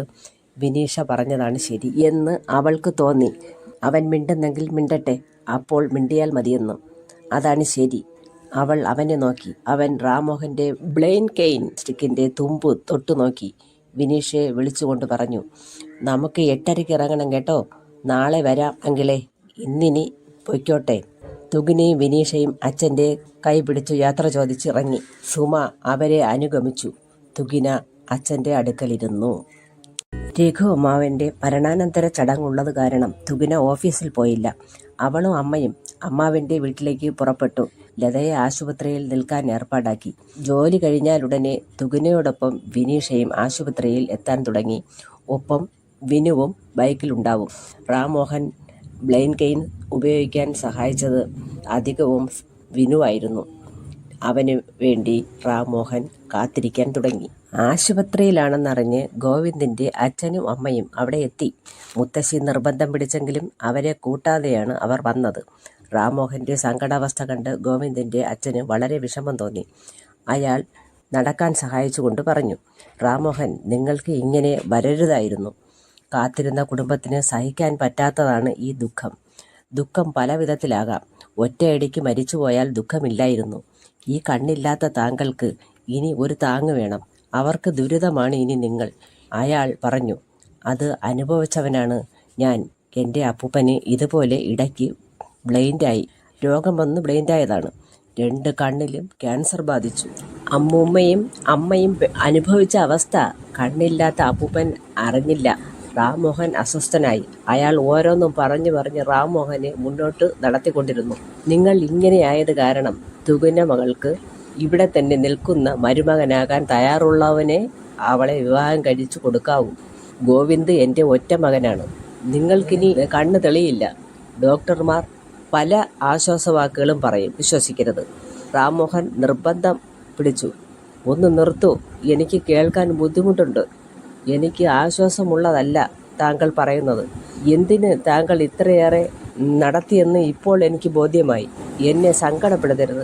ആവശ്യത്തിലേറെ അനുഭവിക്കുന്നുണ്ട്. ഓരോന്നും പറഞ്ഞു നോവിക്കാൻ എന്തിനു വന്നു നിങ്ങൾ? റാംമോഹൻ സുമയെ നീട്ടി വിളിച്ചു. സുമയെ ഇങ്ങോട്ട് വന്നേ. സുമ ഓടിയെത്തി റാംമോഹൻ്റെ കൈ പിടിച്ചു. റാംമോഹൻ അവശത അനുഭവിച്ചു കൊണ്ടിരുന്നു. ഹെഡ് നഴ്സ് വീൽ ചെയർ ഏർപ്പാടാക്കി. ബ്രെയിൻ കെയിൻ താഴെ വീണു. ഡോക്ടർമാർ അങ്ങോട്ടും ഇങ്ങോട്ടും ഓടി. ഗോവിന്ദിൻ്റെ അച്ഛൻ പറഞ്ഞത് അബദ്ധമായോ എന്ന് സംശയിച്ചു നിന്നു. ഗോവിന്ദിൻ്റെ അമ്മ ഓടി അദ്ദേഹത്തിൻ്റെ അരികിലെത്തി. അവർ പറഞ്ഞു, നിങ്ങൾ എന്താ പറഞ്ഞത്? വെപ്രാളപ്പെട്ട് അയാൾ വീണല്ലോ. കുറച്ച് ദയ ഉണ്ടാവണം കേട്ടോ. ആർക്ക് എന്തുണ്ടാകുമെന്ന് ഒരു നിശ്ചയവുമില്ല. വേദനിച്ചിരിക്കുന്നവരെ വേദനിപ്പിക്കരുത്. 6:30 തന്നെ തുകിന വന്നെത്തി. അവളുടെ ബാക്ക് സീറ്റിൽ വിനീഷയും ഉണ്ടായിരുന്നു. തൊട്ടു പിന്നാലെ ബൈക്കിൽ വിനുവും. വിനീഷയും തുകിനയും സുമയുടെ അടുക്കലെത്തി. വിനീഷ ഇവരാരെന്ന് കൺമുന കൊണ്ട് ചോദിച്ചു. സുമ പറഞ്ഞു, തുകിനയുടെ അച്ഛൻ്റെ എഞ്ചിനീയറിൻ്റെ അച്ഛനും അമ്മയുമാണ്. വടം പോലുള്ള മാല, കൈ നിറയെ വള, കഴുത്ത് ഇറുകെ മിന്നുന്ന നെക്ലസ്, സ്വർണ്ണ വാച്ച്, ഹാൻഡ് ബാഗും ലക്ഷങ്ങൾ വിലപിടിപ്പുള്ളതാണെന്ന് കണ്ടാൽ അറിയാം. ലൈറ്റ് നീല ബ്രൂഷോ സാരിയാണ് ധരിച്ചിരിക്കുന്നത്. ഒരുങ്ങിയിട്ടില്ലെങ്കിലും മനോഹരിയായ മുഖം, റോയൽ ലുക്ക്. വിനുവും അവരെ കണ്ടു. കണ്ട ഉടനെ ബൈക്ക് സ്റ്റാൻഡ് ചെയ്ത് ദൂരത്ത് കണ്ട ഒരു കസേരയിൽ അവനിരുന്നു. വിനീഷ പോയി അവനടുത്തായി നിന്നു. തുകിന വിനീഷയുടെ അടുക്കലെത്തി. വിനീഷേ, അസുഖം കൂടിയെന്ന്. ശ്വാസം കിട്ടാതെ അച്ഛൻ വിഷമത്തിലാണെന്ന് നേഴ്സ് എന്നോട് പറഞ്ഞു. നന്നായി പ്രാർത്ഥിക്കാൻ പറഞ്ഞു. ഞാൻ അമ്മയോടൊന്നും പറഞ്ഞില്ല. എനിക്ക് മനസ്സിലായി. ഈ വന്നവർ കാരണമാവും അച്ഛൻ ഈ അവസ്ഥ വന്നത്. വിനു പറഞ്ഞ വാക്ക് കേട്ട് തുകിന അമ്പരന്നു. അവൾ അവനെ നോക്കി. ആ നോട്ടം ഏൽക്കും മുന്നേ കർച്ചീഫ് നിലത്ത് വീണത് എടുക്കാൻ അവൻ കുനിഞ്ഞു. തുകിന വീണ്ടും തിരികെ പോയി ICUവിന് മുന്നിലിരുന്നു. പറഞ്ഞതിൽ ഒരബദ്ധവും സംഭവിച്ചതായി ഗോവിന്ദിൻ്റെ അച്ഛന് തോന്നിയില്ല. അയാൾ അനങ്ങാതെ പിന്നോട്ട് കയ്യും കെട്ടി നിന്നു. നിങ്ങൾ എന്തു പറഞ്ഞു? നടന്നല്ലോ. എന്താണത് പറഞ്ഞത്? ഭാര്യ നിർബന്ധിച്ച് ചോദിച്ചു. ഒടുവിൽ അയാൾ അത് പറഞ്ഞു. കണ്ണുപോയ അപ്പൂപ്പൻ്റെ കഥ അയാളോട് പറഞ്ഞു. ഇടയ്ക്ക് വെച്ച് കണ്ണുപോയാലുള്ള അവസ്ഥ കേട്ടപ്പോഴേ അയാൾ വീണു. ഇതെങ്ങനെ അനുഭവത്തിൽ നടക്കാൻ പോകുമ്പോൾ സഹിക്കുന്ന എങ്ങനെയാണെന്നാണ് എൻ്റെ സംശയം. ഗോവിന്ദിൻ്റെ അമ്മ പറഞ്ഞു. ചേട്ടാ, ഇത്ര ഞാൻ പ്രതീക്ഷിച്ചില്ല. പ്രതീക്ഷ നഷ്ടപ്പെടുത്താൻ നിങ്ങൾക്ക് എങ്ങനെ തോന്നി? മകൻ്റെ ഭാവി വധുവിൻ്റെ അച്ഛനല്ലേ? അത് ഓർത്തോ നിങ്ങൾ? നികി, ഭാവി വധു ഇനി വേണ്ട. വരൂ, നമുക്ക് പെട്ടെന്ന് പോകണം. ഇപ്പോൾ പോയാൽ അമ്പലത്തിലെ ശീവേലി കഴിഞ്ഞ് തൊഴുത് മടങ്ങാം. ഭർത്താവിനെ എങ്ങനെയെങ്കിലും കൂട്ടിക്കൊണ്ട് വീട്ടിലെത്താൻ നിഖില ശ്രമിച്ചുകൊണ്ടിരുന്നു. അയാൾ തുകിനെയും ഗോവിന്ദുമായുള്ള വിവാഹം വേണ്ട എന്ന് റാംമോഹനെ അറിയിക്കണം എന്ന് മനസ്സിലുറച്ച് അവിടെ തന്നെ നിൽപ്പുറപ്പിച്ചു. അക്ഷമനായി അയാൾ ICUവിൽ ചെന്ന് സുമയോട് ചോദിച്ചു, റാംമോഹന് കുറവുണ്ടോ? സുമയുടെ കണ്ണുകൾ ചുവന്നു തുടുത്തു. അവൾ കോപം കൊണ്ട് ജ്വലിച്ചു. നടന്ന ഒരാൾ വീഴണമെങ്കിൽ നിങ്ങൾ അയാളെ വേദനപ്പെടുത്തിയിട്ടുണ്ടാകും, തീർച്ച. തുകിനയുടെ അച്ഛൻ്റെ സുഖവിവരം നിങ്ങളോട് ഞാൻ പറയുന്നില്ല. ഈ അവസ്ഥയിലാക്കിയ നിങ്ങളെ എനിക്ക് കാണുകയും വേണ്ട. അത് പറയാനാണ് ഞാൻ വന്നത്. ഗോവിന്ദിന് താല്പര്യമുണ്ടാകും, പക്ഷേ ഒറ്റ മകനാണവൻ. നിങ്ങൾ പറഞ്ഞു വരുന്നത് എനിക്ക് മനസ്സിലായി. അദ്ദേഹത്തിൻ്റെ കണ്ണു പോയപ്പോൾ മകനുമായുള്ള കല്യാണം വേണ്ട എന്ന് ഈ സമയത്ത് പറയുന്ന നിങ്ങൾ ആരാണ്? സുമ പുറത്തേക്ക് വന്നു. ഗോവിന്ദിൻ്റെ അമ്മയോട് പറഞ്ഞു, നിങ്ങളും ഭർത്താവും ഞങ്ങളെ സങ്കടപ്പെടുത്താൻ എന്തിനു വന്നു? സുമയുടെ വാക്കുകൾ നിഖിലയെ വേദനപ്പെടുത്തി. ഗോവിന്ദിൻ്റെ അച്ഛൻ കാറിൻ്റെ ഡോർ തുറന്നു അകത്ത് കിടന്നു. കാർ സ്റ്റാർട്ടാക്കി. നിഖില അകത്ത് കിടക്കും മുന്നേ കാർ സ്റ്റാർട്ടാക്കി മുന്നോട്ടെടുത്തു. എന്നിട്ട് അയാൾ നിഖിലയോടായി പറഞ്ഞു, കയറുന്നെങ്കിൽ പെട്ടെന്ന് കയറൂ. കയറുന്നില്ല, പൊയ്ക്കോളൂ, അവൾ പറഞ്ഞു. കളിക്കാതെ കയറും നിഖിലെ, സമയമായി. അയാൾ ഭാര്യയെ രൂക്ഷമായി നോക്കി. നിഖില പെട്ടെന്ന് പറഞ്ഞു, ഞാൻ വരുന്നില്ല പറഞ്ഞില്ലേ. അയാൾ കാറിൽ നിന്ന് ചാടി ഇറങ്ങിക്കൊണ്ട് പറഞ്ഞു, ഈ ശശാങ്കനെ നിനക്കും അറിയില്ല. നീ ആരെയാണടി നിന്റെ ഭാവം? നീ ആരെന്നാ ഭാവം? നീ മുതലാളിച്ച് കളിക്കണ്ട കേട്ടോ. ഞാൻ ആരാണെന്ന് നിനക്കറിയില്ല. കേറടി കാറിൽ. അയാളുടെ ആക്രോശം കുറച്ച് ഉച്ചത്തിലായി. അഭിമാനക്ഷത ഉണ്ടായ അവർ കാറിൽ കയറാതെ തിരിഞ്ഞു നിന്നു. ദേഷ്യം ഇരച്ചു കയറിയ അയാൾ അവളുടെ കൈ പിടിച്ചു വലിച്ചു. നിഖില അലറി നിലവിളിച്ചു. ശബ്ദം കേട്ടവർ അവരുടെ അടുത്തെത്തി. വിനുവിന്റെ ശത്രുക്കളായത് കാരണം കാഴ്ചക്കാരിൽ നിന്നും ഒരാളായാൽ നിന്നു. നിഖില പറഞ്ഞു, ഞാനേ ഇന്ന് നിങ്ങളുടെ കാറിൽ വരുന്നില്ല, പൊയ്ക്കോളും. പിന്നെ എപ്പോ വരാനാ നിന്റെ പ്ലാൻ? തോന്നുമ്പോൾ വന്നോളാം. അത്യാവശ്യക്കാരൻ, പൊയ്ക്കോ. നിഖിലയുടെ വാക്കുകൾ ഒരു മയവും ഉണ്ടായില്ല. ആഭരണവും വാരിയിട്ട് നിന്നെ കണ്ടാൽ സ്വർണത്തിനു വേണ്ടി നിന്നെ കൊല്ലും. കൊന്നോട്ടെ. നിഖില നിന്ന സ്ഥലത്തു നിന്നും അനങ്ങിയില്ല. പെട്ടെന്നൊരു ടാക്സി വരുത്തി അതിൽ അവർ കയറി പുറപ്പെട്ടു. ഗോവിന്ദിന്റെ അച്ഛൻ ചുറ്റുമൊന്ന് കണ്ണോടിച്ചു. കാറിൽ കയറി പല്ല് കടിച്ചു കോപാകുലനായി കാർ ഡ്രൈവ് ചെയ്തു. മുന്നിലെ കാറിന്റെ മുന്നിലെത്താൻ ആ പാഞ്ഞോട്ടത്തിൽ മുന്നിൽ കണ്ട ഓട്ടോറിക്ഷയിൽ ഒന്ന് മുട്ടി. അറിയാതെ പോകാൻ ഭാവിച്ച അയാളെ എല്ലാവരും തടഞ്ഞു നിർത്തി. എല്ലാവരും കാർ വളഞ്ഞു. ഓട്ടോയിൽ ഒരു ഗർഭിണിയാണ് ഇരിക്കുന്നത്. നിന്റെ പണക്കൊഴുപ്പ് തീർക്കുന്നത് പാവങ്ങളുടെ നെഞ്ചത്താണോടാ? ആട്ടോ ഡ്രൈവർ ആക്രോശിച്ചുകൊണ്ട് ഭദ്രന് നേരെ വന്നു. ഭദ്രന് എന്ത് ചെയ്യണമെന്നറിയാതെ പേഴ്സ് തുറന്ന് 1000 രൂപ അയാൾക്ക് നേരെ നീട്ടി. കുഴപ്പമൊന്നും പറ്റിയില്ലല്ലോ? അയാൾ അയാളോടായി പറഞ്ഞു. കാറ് വന്നു ആട്ടോയിൽ ഇടിച്ചാൽ ഒന്നും പറ്റില്ല. പറ്റിയത് എനിക്കല്ലേ. 1000 പോരാ, 10,000 കൊടുക്കണ്ണ, അല്ലെങ്കിൽ അവർ കേസാക്കും. അടുത്തു നിന്നയാൾ പറഞ്ഞു. അതിന് ഒന്നും പറ്റിയില്ലല്ലോ, ഭദ്രൻ അയാളോടായി പറഞ്ഞു. അങ്ങനെയെങ്കിൽ അയാൾ കേസ് കൊടുക്കില്ലേ? കേസൊന്നും വേണ്ട, ഫോൺ പേ ആയാലോ? ഓട്ടോ ഡ്രൈവർ ഓടി വന്നു. 10,000 പോരാ, 20,000 വേണം. തന്ന 1000 ഇങ്ങെടുക്ക്. ഭദ്രൻ അത് വാങ്ങിക്കൊണ്ട് പറഞ്ഞു, താൻ പോയി കേസ് കൊടുക്ക്. അയാൾ പറഞ്ഞത് ഉറച്ച തീരുമാനമാണെന്ന് അയാൾക്ക് ഉറപ്പായി. നിങ്ങളെല്ലാം സാക്ഷിയാണ്. ആട്ടോയിൽ ഇടിച്ചു നിങ്ങൾ. ഭദ്രൻ കാറിൽ നിന്നിറങ്ങി. കാറിൻ്റെയും ഓട്ടോയുടെയും വീഡിയോ എടുത്ത് കൊണ്ടയാൾ പറഞ്ഞു, 10,000 മതിയോ? കേസിന് പോകുന്നോ? 10,000 മതി എന്നെല്ലാവരും ഒതുങ്ങി. വീണ്ടും ഭദ്രൻ കാറിൽ യാത്ര തുടർന്നു. വീട്ടിൽ വേറൊരു കാറിൽ വന്നിറങ്ങിയ മകളെ കണ്ട് അമ്മൂമ്മ ഓടിയെത്തി. വിവരങ്ങൾ അറിഞ്ഞു. അവർ പറഞ്ഞു, ഭാഗ്യത്തിന് തട്ടിയെറിയുന്നവനെന്ന് മനസ്സിലായോ ഇപ്പോൾ? നിനക്ക് ഞങ്ങളെ വിളിച്ചറിയിക്കാത്തതെന്ത്? അതല്ല അച്ഛാ, ഗോവിന്ദിന്റെ അച്ഛൻ അയാളെ ഓരോന്നും പറഞ്ഞ് വെപ്രാളപ്പെടുത്തി കൊല്ലാൻ നോക്കി. സുഖമായി വന്ന അയാളിപ്പോൾ ICUവിലായി. അതെയോ? ആ മഹാൻ വന്നില്ലേ? ഇല്ലച്ചാ, എന്നെ കൂട്ടാതെ അപമാനിച്ച് സംസാരിച്ചു. സംസാരങ്ങൾ രൂക്ഷമായ ആൾക്കാരും കൂടി എന്നെ അപമാനപ്പെടുത്തി അച്ഛാ. അയ്യോ, കുടുംബത്തിന് നാണക്കേടായല്ലോ മോളെ. അവൻ്റെ കൂടെയല്ലേ നീ വന്നത്? വരാൻ തോന്നിയില്ല അച്ഛാ. എനിക്ക് തീയിൽ ചാടാനാണ് തോന്നിയത്. അത്രയ്ക്കും അവിടെ നിന്ന് ഞാൻ ദഹിച്ചു. നിഖില നടന്ന കാര്യങ്ങളൊക്കെ നിഖിലയുടെ അച്ഛൻ ഭാസ്കരൻ നായരോട് നിരത്തി. അയാൾക്കത് കേട്ടപ്പോഴേ സഹിക്കാനായില്ല. ദേഷ്യം അദ്ദേഹത്തിന് ഇരട്ടിയായി. അയാൾ വേലക്കാരനോടായി പറഞ്ഞു, മോനെ, സ്ട്രോങ് ആയിട്ടൊരു ചായ എടുക്ക്.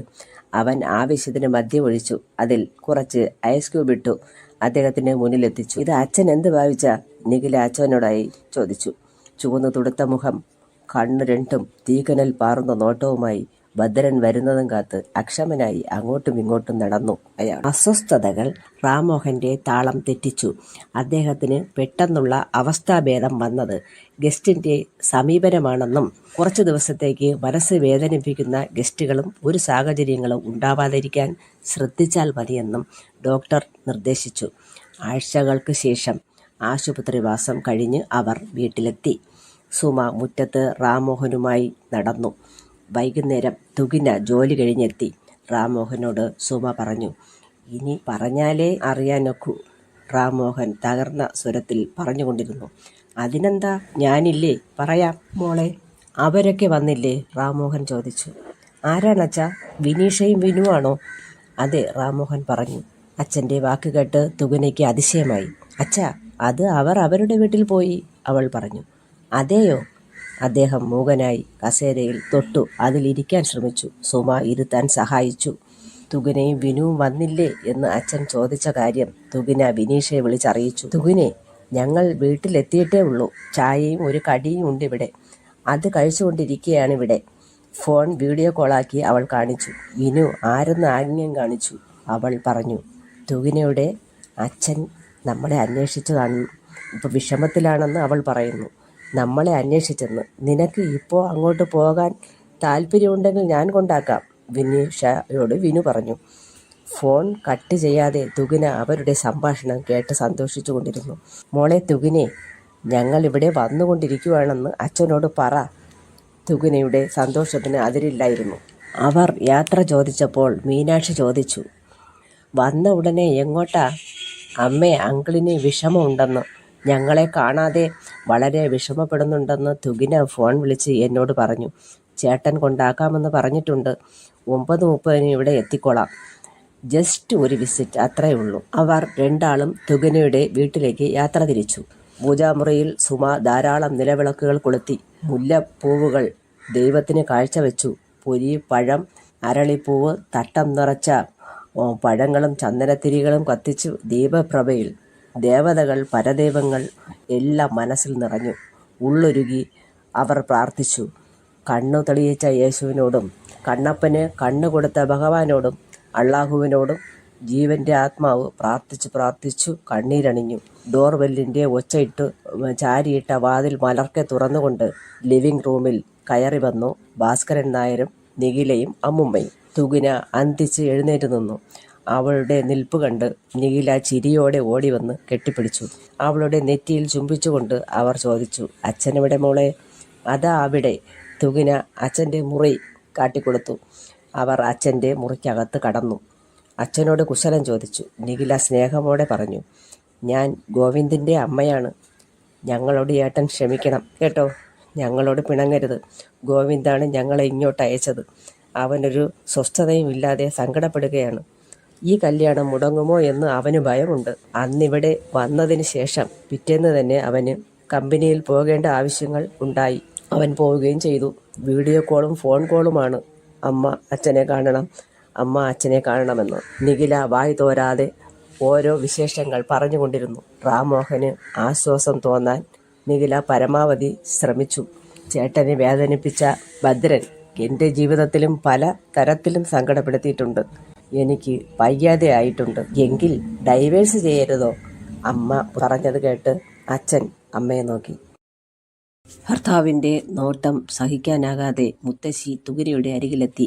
മോളെ, നീ ഇവിടെ എന്തെടുക്കുന്നു? ഭയങ്കര തിരക്കിലാണല്ലോ. ഇവിടെ എങ്ങും നിന്റെ അമ്മയെ കണ്ടില്ലല്ലോ. അവളെവിടെ? അമ്മ പ്രാർത്ഥിച്ചു കൊണ്ടിരിക്കുന്നു മുത്തശ്ശി.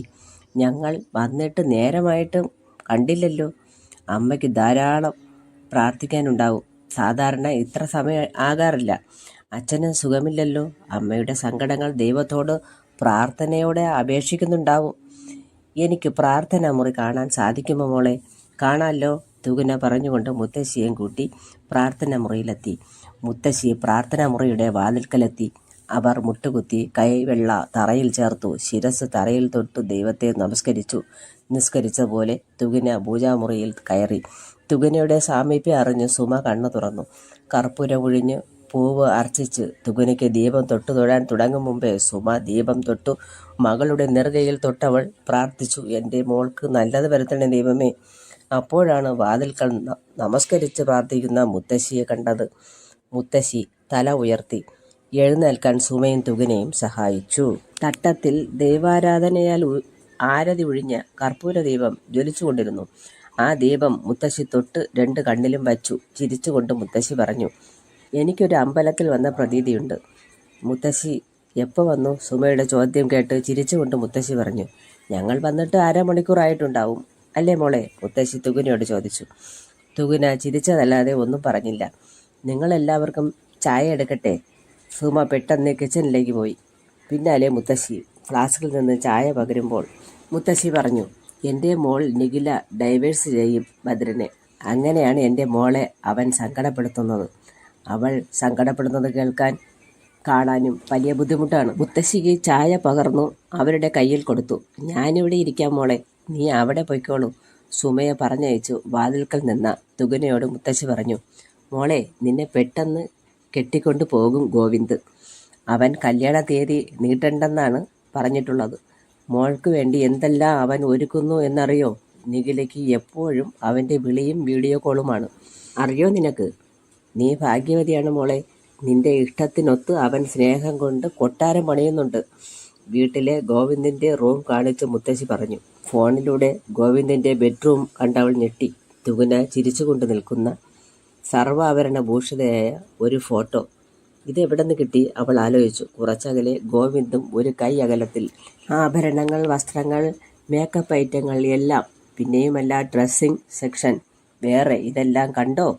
അവന് വലിയ ഇഷ്ടമാണ് നിന്നെ. നിന്റെ അച്ഛനും അയച്ച ഫോട്ടോകളെല്ലാം എൻ്റെ മോൻ കണ്ടു. അവൻ പ്രേമികനായി നടക്കുകയാണ്. മുത്തശ്ശി ഓരോന്നും പറയുമ്പോഴും അവൾ വിനുവിന് തന്നോടുള്ള സ്നേഹവും കൊണ്ടാവും അച്ഛൻ്റെ മനസ്സിൽ ഇടം പിടിച്ചതെന്ന് അവൾ ഓർത്തു. അച്ഛൻ ഗോവിന്ദിൻ്റെ കാര്യം പരിഗണിക്കില്ല എന്നുറച്ചു. അവർ നിർവികാരമായി നിന്നു. എല്ലാം കേട്ടുനിന്ന അവൾ അമ്മുമ്മ പറഞ്ഞത് ശ്രദ്ധിക്കാതെയായി. മുത്തശ്ശി, അമ്മ പറഞ്ഞു, അവൻ സിവിൽ എഞ്ചിനീയറാണ്. M.Tech ആണ് മോളെ. നീയോ? മുത്തശ്ശി തുകനെ തൊട്ടു വിളിച്ചു. അവൾ നിസ്സംഗഭാവത്തോടെ ചോദിച്ചു. ഞാനും M.Tech സോഫ്റ്റ്വെയർ എഞ്ചിനീയറാണ്. മോൾക്ക് വേണമെങ്കിൽ ജോലിക്കും പോകാം. നിഖില കോളേജ് പ്രൊഫസറാണ്. മുത്തശ്ശി ഒന്നും മിണ്ടാതിരിക്കാൻ അവൾ ആഗ്രഹിച്ചു. പറയാൻ തോന്നിയില്ല.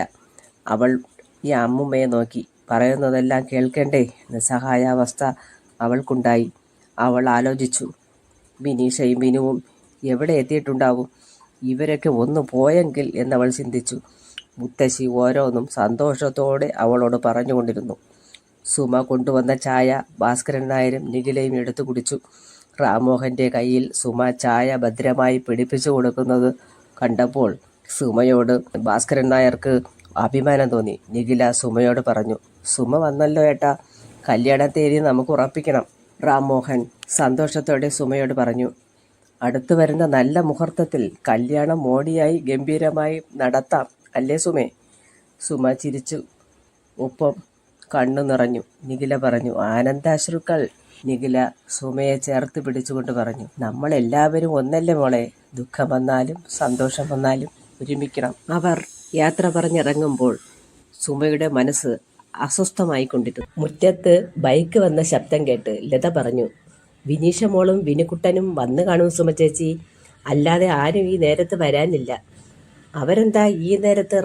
റാംമോഹൻ സുമയോട് ചോദിച്ചു. കൊള്ളാം, അവര് കണ്ടില്ലാന്ന് സങ്കടപ്പെട്ട് ഇരിപ്പായിരുന്നില്ലേ?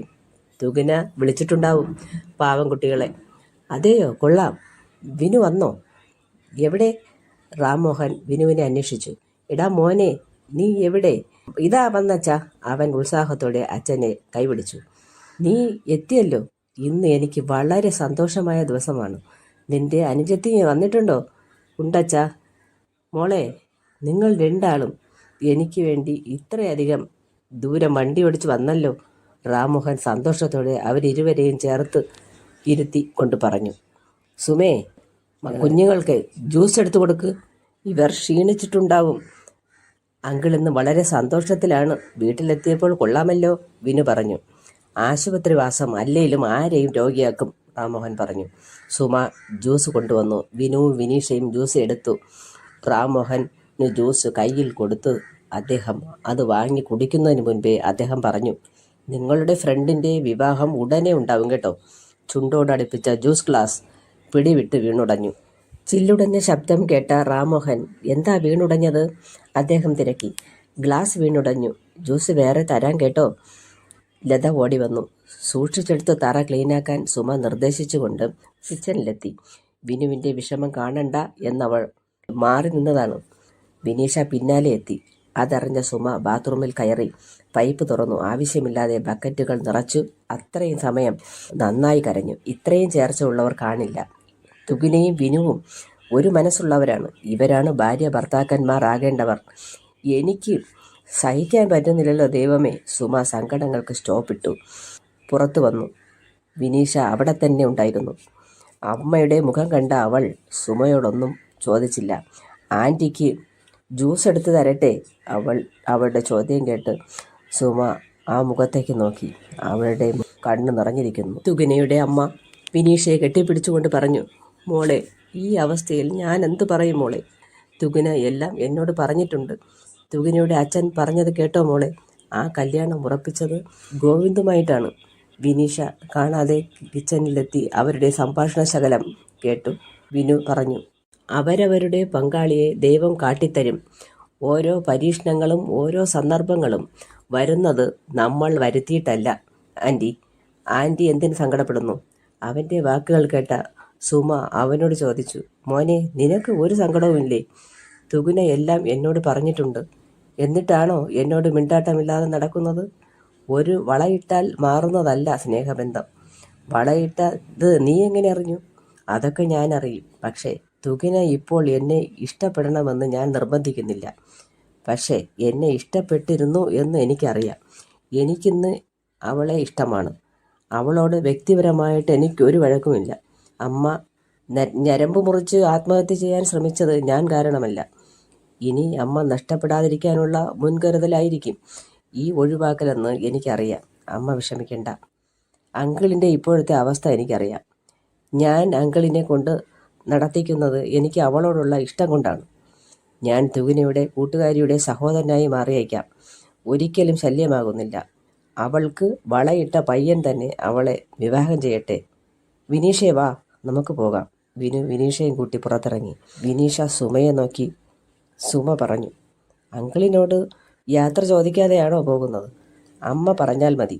വിനു ബൈക്ക് സ്റ്റാർട്ടാക്കി. തുകിന മുറിയിലിരുന്ന് കരഞ്ഞു. വിനീഷ വിനുവിനെയും കൂട്ടി വരുമെന്നവൾ പ്രതീക്ഷിച്ചു. അച്ഛൻ പറയുന്ന സന്തോഷ വാർത്ത പ്രതീക്ഷിച്ചിരുന്ന തുകിന വിവരങ്ങൾ അറിഞ്ഞ് ഷോക്കായി. മോളെ, അവരുടെ വീട് നിനക്കറിയോ? അറിയാം അമ്മേ. ഒരു കാറ് പിടിച്ച് അവരുടെ വീട് വരെ പോയാലോ? സുമ പറഞ്ഞു. ഇതെല്ലാം കേട്ടു നിന്ന ലത പറഞ്ഞു, കാലം എത്ര പുരോഗമിച്ചാലും ചേച്ചി അസമയം പെണ്ണുങ്ങൾക്കുണ്ട്. 10 മണി കഴിഞ്ഞാൽ അത് തുടങ്ങും ചേച്ചി. ചേച്ചി ഈ മോളെയും കൊണ്ട്, ചേച്ചിയും ഒരു പെണ്ണാണ്. നാളെ നേരം വെളുത്തിട്ട് മറ്റും പോയാൽ മതി. പോവല്ലേ ചേച്ചി? അവളുടെ വാക്ക് കേട്ട് അവരിരുവരും രാവിലെ പോകാമെന്നുറച്ചു. പ്രഭാത ഭക്ഷണം ലതയും സുമയും ചേർന്നാണ് തയ്യാറാക്കിയത്. ഡൈനിങ് ടേബിളിന് മുന്നിൽ ലത എല്ലാം നിരത്തി. സുമയും തുഹിനയും രാമോഹനെ കൊണ്ടുവന്നിരുത്തി.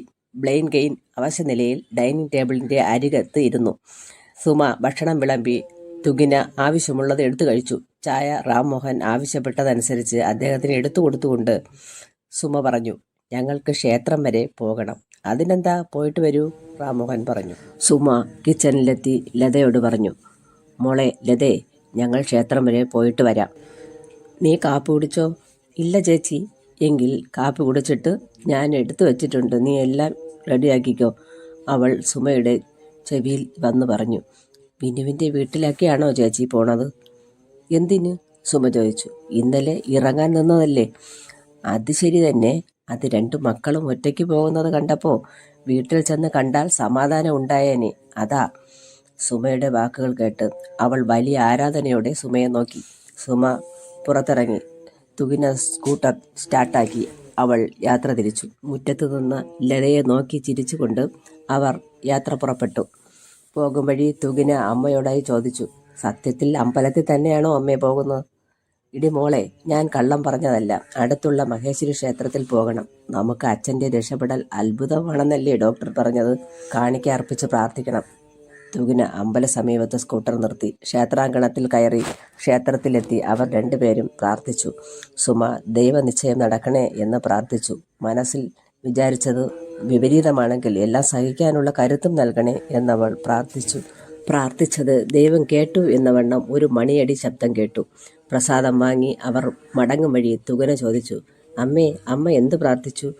വിചാരിച്ച കാര്യങ്ങൾ നടക്കണേ, അല്ലെങ്കിൽ സഹിക്കാനുള്ള കരുത്ത് തരണേ ദൈവമേ എന്ന് പ്രാർത്ഥിച്ചു. എല്ലാം ശരി. തിരിച്ച് വീട്ടിൽ പോകാനാണോ വിനീഷയുടെ വീട്ടിൽ പോകാനാണോ പ്ലാൻ? വിനീഷയുടെ വീട്ടിൽ പോകാം നമുക്ക്. ശരി, പോകാം. പോയിട്ട് എന്തിനാ? ഒക്കെ തീരുമാനിച്ചില്ലേ? തീരുമാനിക്കേണ്ടി വന്നു മോളെ. അമ്മ എന്ത് പറയുന്നു? സ്കൂട്ടർ ഒരു സൈഡിൽ നിർത്തിയിട്ട് അവൾ ചോദിച്ചു. നിന്റെ അച്ഛനെ സങ്കടപ്പെടുത്തിയതിന് പകരം നിഖില ഭർത്താവിനെ ഒഴിവാക്കുന്നു. നിന്നെ ഇഷ്ടപ്പെട്ട് ഗോവിന്ദ് അപ്പൂപ്പനെയും അമ്മൂമ്മയെയും അമ്മയെയും വീട്ടിൽ അയച്ചിരിക്കുന്നു. ഇതിനെല്ലാം ഉപരി അച്ഛന് സന്തോഷവുമുണ്ട്. എനിക്കും വിനുവിനും കുടുംബത്തിനും വിഷമമുണ്ടാകുമെന്ന് അമ്മ അറിയുന്നില്ല അല്ലേ? എത്ര ആഴ്ചകളാണ് അവർ 2 ആളും ആശുപത്രി വന്നിട്ടുള്ളത്. വിനു എങ്ങനെയെല്ലാം അച്ഛനെ ശുശ്രൂഷിക്കാൻ തയ്യാറായി എന്നുള്ളതും മറന്നു അമ്മേ? ഇല്ല മോളെ, മറന്നിട്ടില്ല. ഒരിക്കലും മറക്കുകയില്ല. പിന്നെ ഇവിടെ നടക്കുന്നതോ? ഞാൻ എന്ത് ചെയ്യണം? എന്തെങ്കിലും കേട്ടാൽ അമ്മ നരമ്പ് മുറിച്ച് ചാവാൻ തുടങ്ങും. അച്ഛൻ മദ്യം കഴിച്ച് കണ്ണില്ലെങ്കിലും ആര് എന്ത് കോപ്രായം പറഞ്ഞാലും മോളെ തള്ളിവിടും. മോൾക്ക് ഒരു മനസ്സുണ്ടെന്ന് അച്ഛനും കാണാൻ വയ്യ, അമ്മയ്ക്കും കാണാൻ വയ്യ എന്ന് തന്നെ പറയാം. രഘു അമ്മാവൻ പറഞ്ഞു കാണില്ലേ? പറഞ്ഞെങ്കിൽ അച്ഛൻ അത് എന്നോട് ചോദിക്കില്ലേ?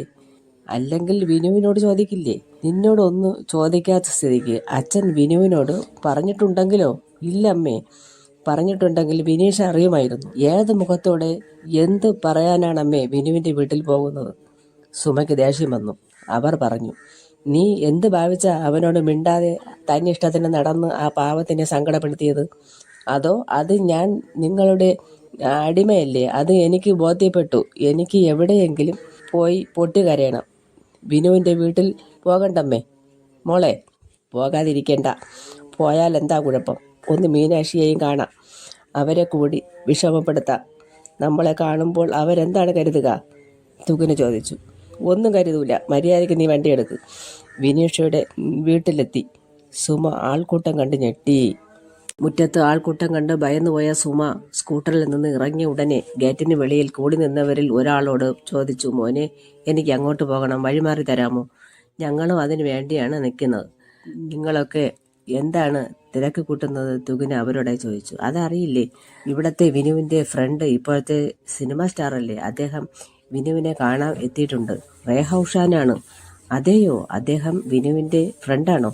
അയാൾ പോകാൻ താമസമുണ്ടാവുമോ? അവർ ഫ്രണ്ട്സല്ലേ, കാപ്പുകൂടി കഴിഞ്ഞിട്ടൊക്കെ പോകുമായിരിക്കും. എപ്പോഴായാലും അദ്ദേഹത്തിൻ്റെ ഒരു സെൽഫി എടുത്തിട്ട് ഞാൻ പോകൂ, അവൻ പറഞ്ഞു. അങ്ങനെ സഹകരിക്കുന്ന ആളാണോ റൗഹൌഷാൻ? എന്തു പറയുന്നു ചേച്ചി? അദ്ദേഹം ഒരു അഹംഭാവം ഇല്ലാത്ത പാവം മനുഷ്യനാണ്. നമ്മുടെ വിനുവിന് ജാടയുണ്ടെന്ന് പറയാം. അയാൾക്കത് ഒട്ടുമില്ല. വിനു ഏത് കൊമ്പത്തെ കമ്പനിയിലായാലും അവന് ഒരു സ്റ്റാർ ആവും. അവനെ കൂടെ കൂട്ടും തീർച്ച. അവൻ്റെ സന്തോഷം കണ്ട് സുമ ചിന്തിച്ചു. അടുത്തുള്ളവൻ്റെ ഉയർച്ചയിൽ സന്തോഷിക്കുന്ന വ്യക്തികളും ഈ ഭൂമിയിലുണ്ടെന്ന് അവൾ അറിഞ്ഞു. സുമ മകളോട് പറഞ്ഞു, മോളെ, നമുക്ക് പോയാലോ? വേണ്ടമ്മേ, വിനുവിനെ കണ്ടിട്ട് പോകാം. ഈ സന്തോഷം വിനുവിനുണ്ടല്ലോ, എന്നെ പോലെയല്ല. ഈ സന്ദർഭത്തിൽ എന്തും താങ്ങാൻ കരുത്തുണ്ടാവും. ഇനി ഒരു ദിവസമായാൽ അത് ശരിയാകില്ല. ഇന്നാകുമ്പോൾ എനിക്ക് ഫേസ് ചെയ്യാൻ ബുദ്ധിമുട്ടില്ല. അവൻ സന്തോഷത്തിലാണല്ലോ. എന്നാ ശരി മോളെ, നമുക്ക് കണ്ടിട്ട് പോകാം. ഒരു 15 മിനിറ്റ് അവർ വെയിറ്റ് ചെയ്തു. ഒരു സാധാരണ മനുഷ്യൻ, ഒട്ടും ജാടയില്ലാത്ത ഒരു പാവം, നമ്മുടെ വിനുവിൻ്റെ തോളിൽ കൈയിട്ട് ഒരു കുട്ടിയെപ്പോലെ പൊട്ടിച്ചിരിക്കുന്നു. മീനാക്ഷി കൊടുത്ത ജ്യൂസ് കുടിച്ചുകൊണ്ട് വിനുവിനെ തോളിൽ തട്ടുന്നു. കൂട്ടം നിയന്ത്രിക്കാൻ പോലീസുണ്ടല്ലോ. ആരാധകരെ നിയന്ത്രിച്ച് നിർത്തി വിനുവും റേഹൌഷാനും കാറിൽ സമീപമെത്തി. കൂട്ടം കാറിനടുത്തെത്തി.